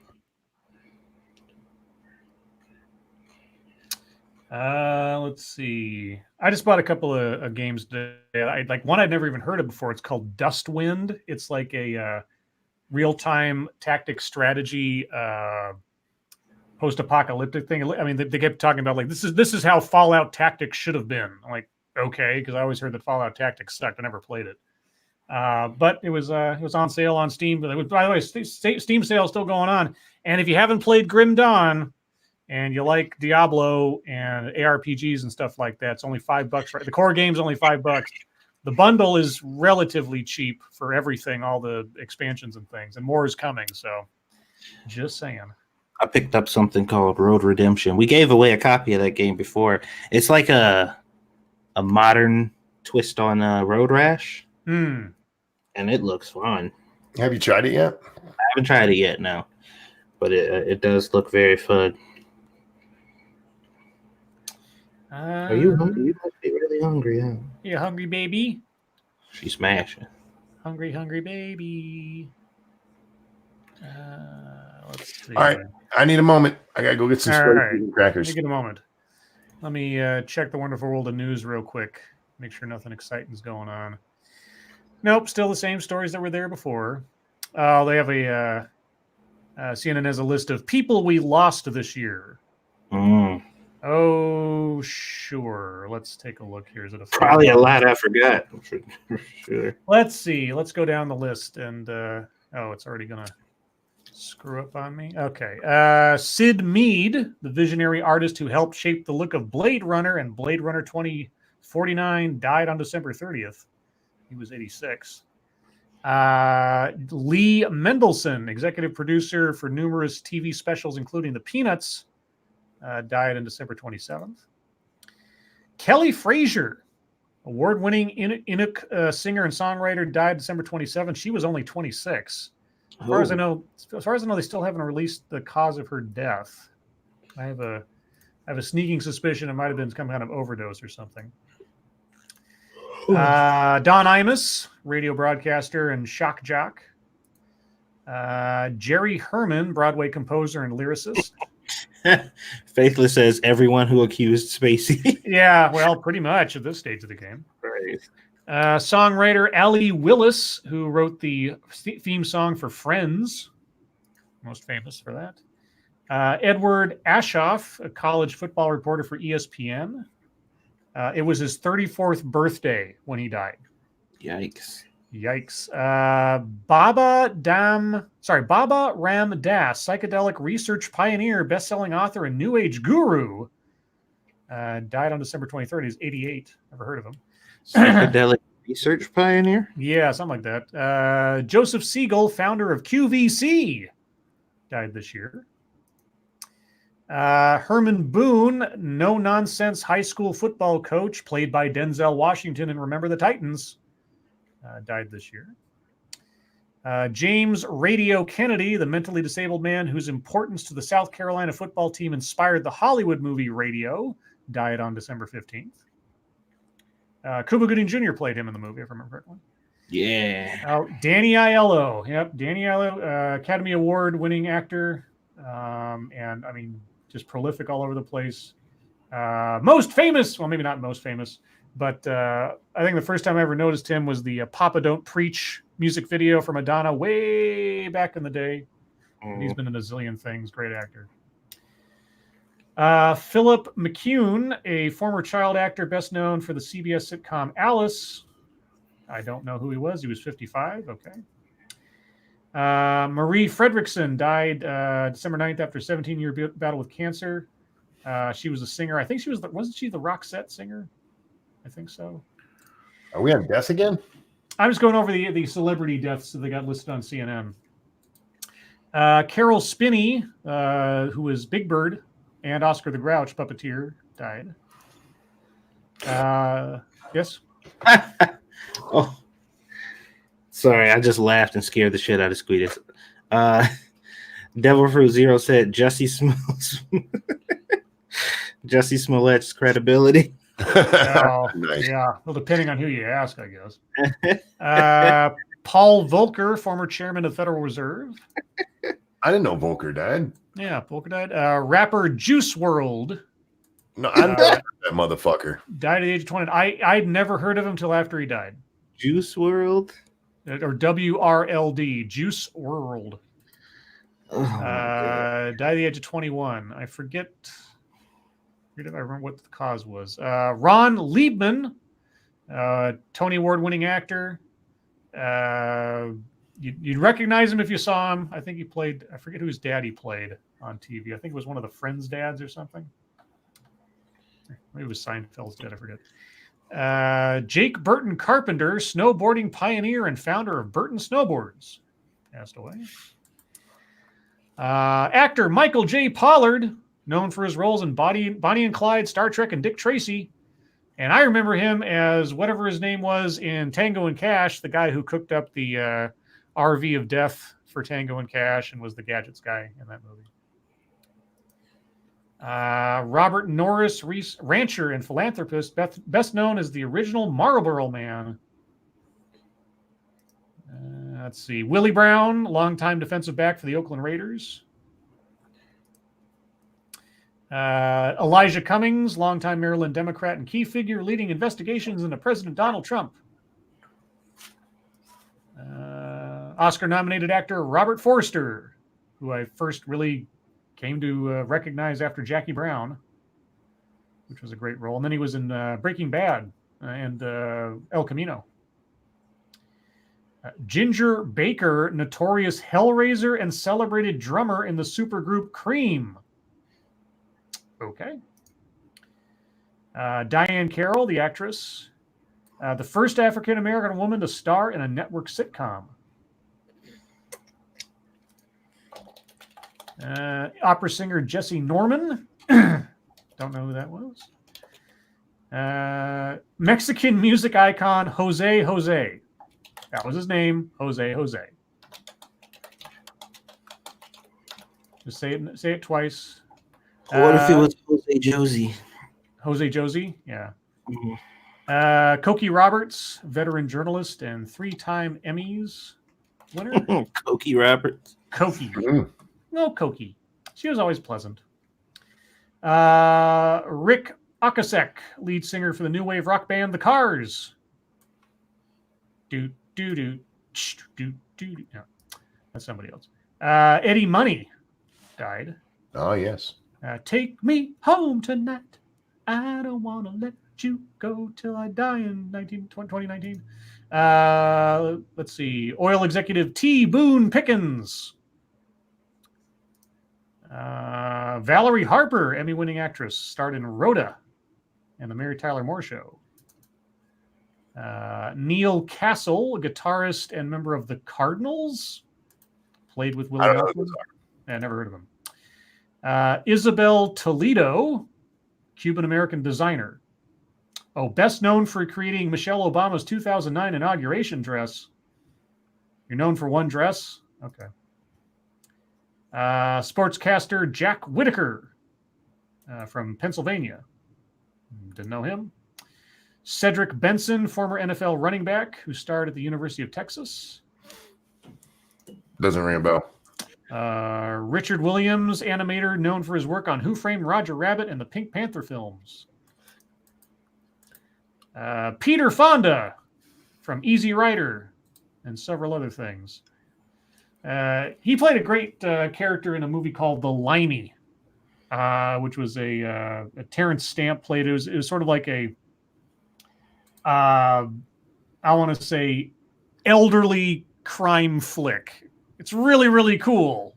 I don't want to say too much more about it. It's a really, really good movie. Toni Morrison, the author and the poet. Oh, God, this goes... Oh, I didn't even look at the number. There's 91 of these things, guys. I'm sorry. I'll skip to ones that are recognizable to me, at least. And let's see. Rutger Hauer. Yeah, Rutger Hauer died. It was sad. The girl who played Violet Beauregard in Willy Wonka, Denise Nickerson, she passed away, apparently. She was the one who ate all the gum and turned into a giant blueberry. Rip Torn from Men in Black, Larry Sanders Show, he died. Ross Perot died. Good old Ross Perot. Lee Iacocca died. Let's see. Dog the Bounty Hunter's wife, Beth Chapman, passed away. Who else? Don't know who that is. Don't know who that is. Bill Buckner, elite hitter, 22 seasons, all-star, for an infamous fielding error. He was famous for. Sorry, he's infamous for a fielding error he made in the 1986 World Series. Bart Starr, Green Bay Packers. My dad knows him. Bart Starr, yeah. Yeah. Great quarterback. Tim Conway. Tim Conway. That's a loss for the world of comedy, you guys. Yeah. Conway and Corman. Man, those two. Yep, lost for the ages. Doris Day passed away. Oh, fuck. What? Just my rib again, dude. Oh. Sorry, sharp one. Let's see. The original Chewbacca, Peter Mayhew. It's only 11 minutes to the new year here on the East Coast, guys. I know we're almost there. That's Getting there, y'all. Who else? Krill says Tim Conway, the dentist sketch with Corman. You know, that is awesome, but there's so many. Oh, the elephant bit. Look up Tim Conway and the elephant story. I can't tell you much more than that. Yeah, the dentist bit's great. The elephant story is, it's busts my gut every time I watch it. It's so simple. There's nothing. I mean, it's just, oh, it's great. I can't say much else. Oh yeah, Luke Perry, 90210, passed away. Catherine Helmond, who played on Who's the Boss? She played the mother-in-law. I suddenly forget the character's name. Not Angela. It's whatever her name was. Anyway. Peter Tork from the Monkees. The nice one. Sweet, sweet Peter Tork. Albert Finney, really great actor. He passed away. Let's see. Who else? No. Don't know who that is. Yeah. Dorf. Oh, God. Those things sold like fucking hotcakes. People bought that shit up. He's a funny dude, man. Yeah, he was great. Carol Channing died. Broadway star Carol Channing. Bob Einstein, aka Super Dave. He passed away. Yep. So there you go, guys. It wasn't the entire list, but it was quite a few. That's a depressing list. I know, but we get the sad out of the way and start with the happy. Happy for Peanut, Pumpkin, Squeetest being in the world, and Grand Monkey. 3 of the 4 of those were new arrivals this year. Even though it's not Thanksgiving, what are you thankful for this year, Monkey? Wait. What? Only 2 of the 4 are new arrivals this year. Oh, that's right. Sorry, Pumpkin was last year. I'm sorry. You're right. Yeah, she turned a year this one. That's what am right. I thankful for this year? Honestly, I know this sounds so normal, but my family, my friends, and the greatest audience in the world, man. Yeah, I got all a man could need. Now, I could use some money, but I got all a man needs. Well, our audience has been the consistently the what, is somebody singing now? Oh, Satsu singing. Satsu's back there. Yeah, chat, everybody, all of you stuck with us from, some of you out there have been here since the first stream, like the first test stream with Monkey and me way back when. But yeah, chat and just being connected to other people in the different parts of the world. The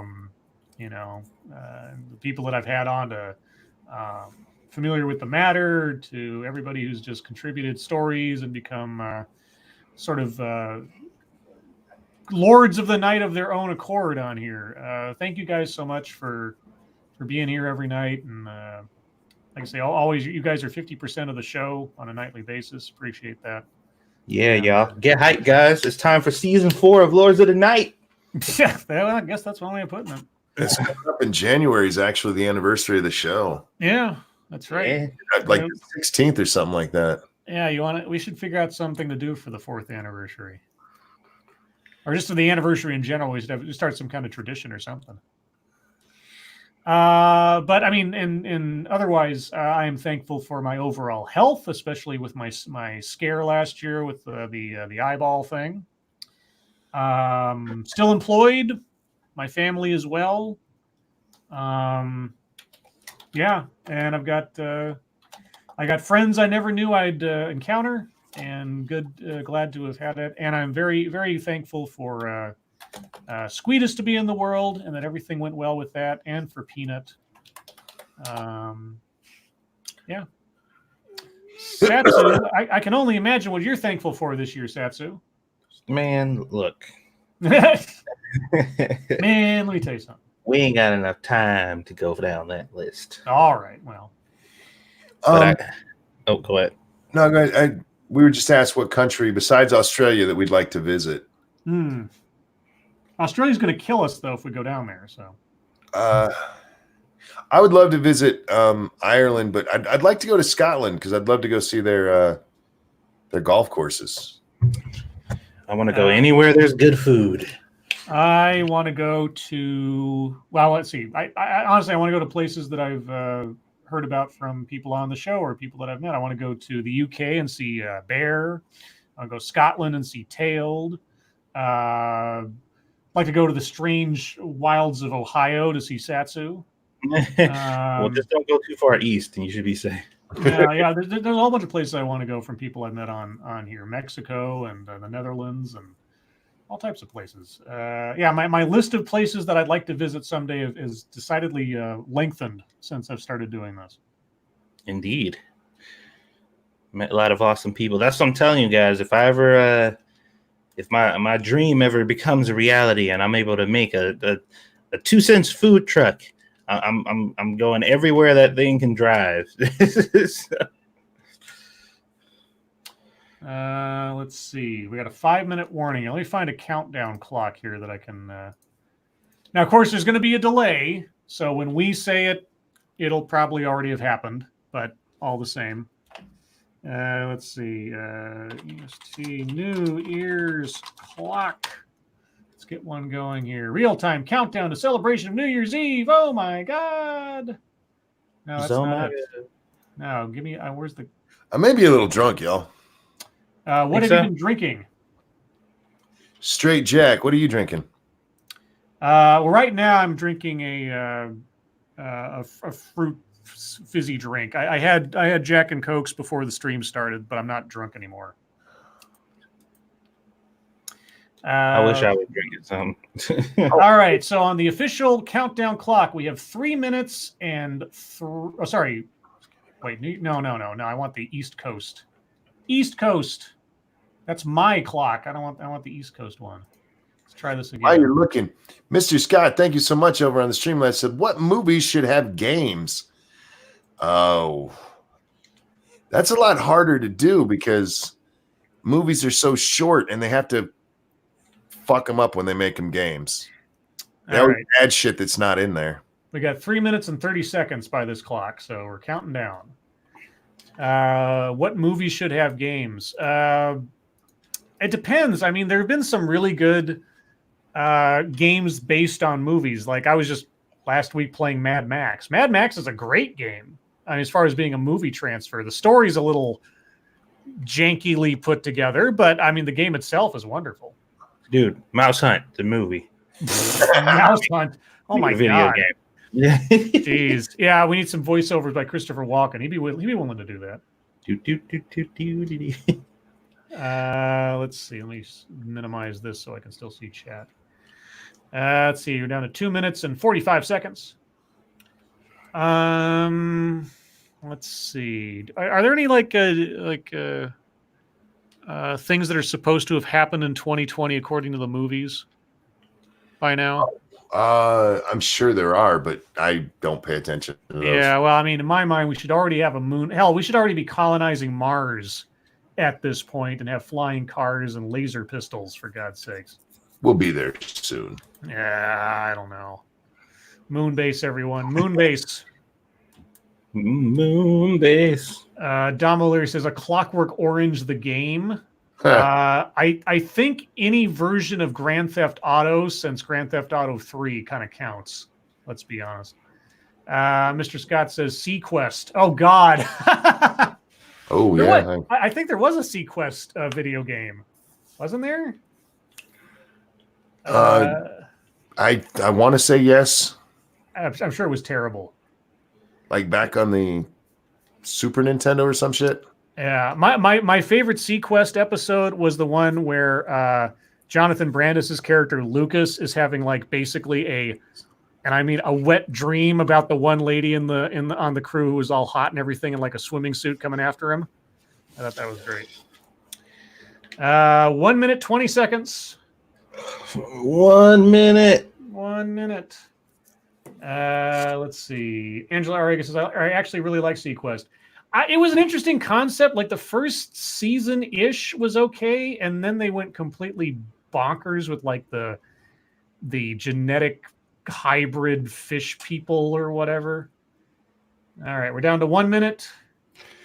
Pete, that's a good Quantum Leap could be fun because it could be episodic. You could do whatever you wanted each time you jumped. Yeah, that's true. I wouldn't want to. I don't know if I'd want to reboot though. They'd probably fuck that up.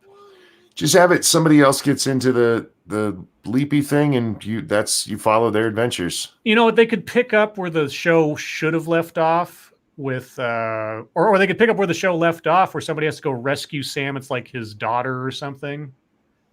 All right, we got 23, 22, 21. We're at 20 seconds, guys. So everybody, for all acquaintance be forgot, and I don't know the lyrics. 10, 9, 8, 7, 6, 5, 4, 3, 2, 1. Happy New Year, guys! Happy New Year! Quick, everybody kill themselves. No! Grab somebody by the pussy. No! Oh, no! It's too, Lick it. it's Do too legal early. things. Do legal things on the East Coast. Do legal things. Liga.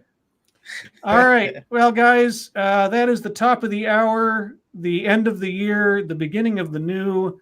Thank you, everyone, for coming out and joining us tonight, hanging out with us all this time. Thank you, everybody who donated either to us or to Sean Uli or to Tailed Feature. I put his link out there earlier. And all your guys' support, no matter what it was, with your tweets, with your stories, with your questions over this year and the past 3 years.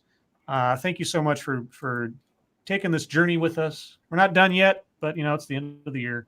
Moderators, thank you for keeping an eye on things, even though our audience is the best behaved audience in the entire internet all this time. Remember, guys, tomorrow night, per usual, will be on Monkey's channel on the regular time for the first Lords of the Night of the new year. Monkey's going to be going Technically, to... this is the first Lords of the Night of the New Year. Well, the first initiated Lords of the Night. Full. Yeah, full Lords of the Night.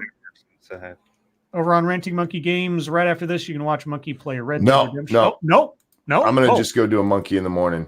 Oh, okay. I'm too drunk to be horse riding. All right. Well, if you want to go listen to Monkey Be Drunk doing his own show, just go check out his channel in a second here. Be sure to check out Satsu 2 Cents' channel and Fam 2 Cents for all his cooking videos so you can learn how to cook like a Satsu eats. Gosh, what else?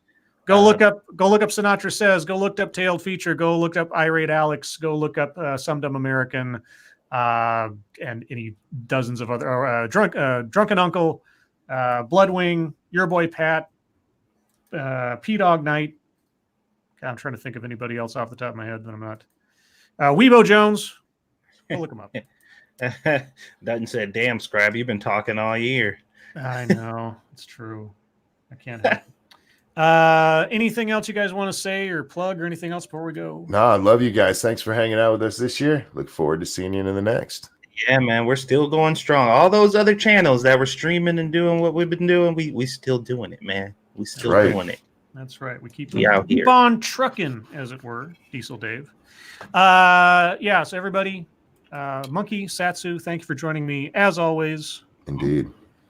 Everyone, your lives make our lives so much better, and we will see you tomorrow. Merry Christmas and shit. Yeah. Bye, bitches. Peace. Because we are in the future, I have my copy of Cyberpunk 2020. I don't remember that being that strong last time I took a sip. So I got my copy of Cyberpunk, the role-playing game, Cyberpunk 2020, flipping to a random page. Cyberpunk. That's right. And today's secret word is, okay, swords.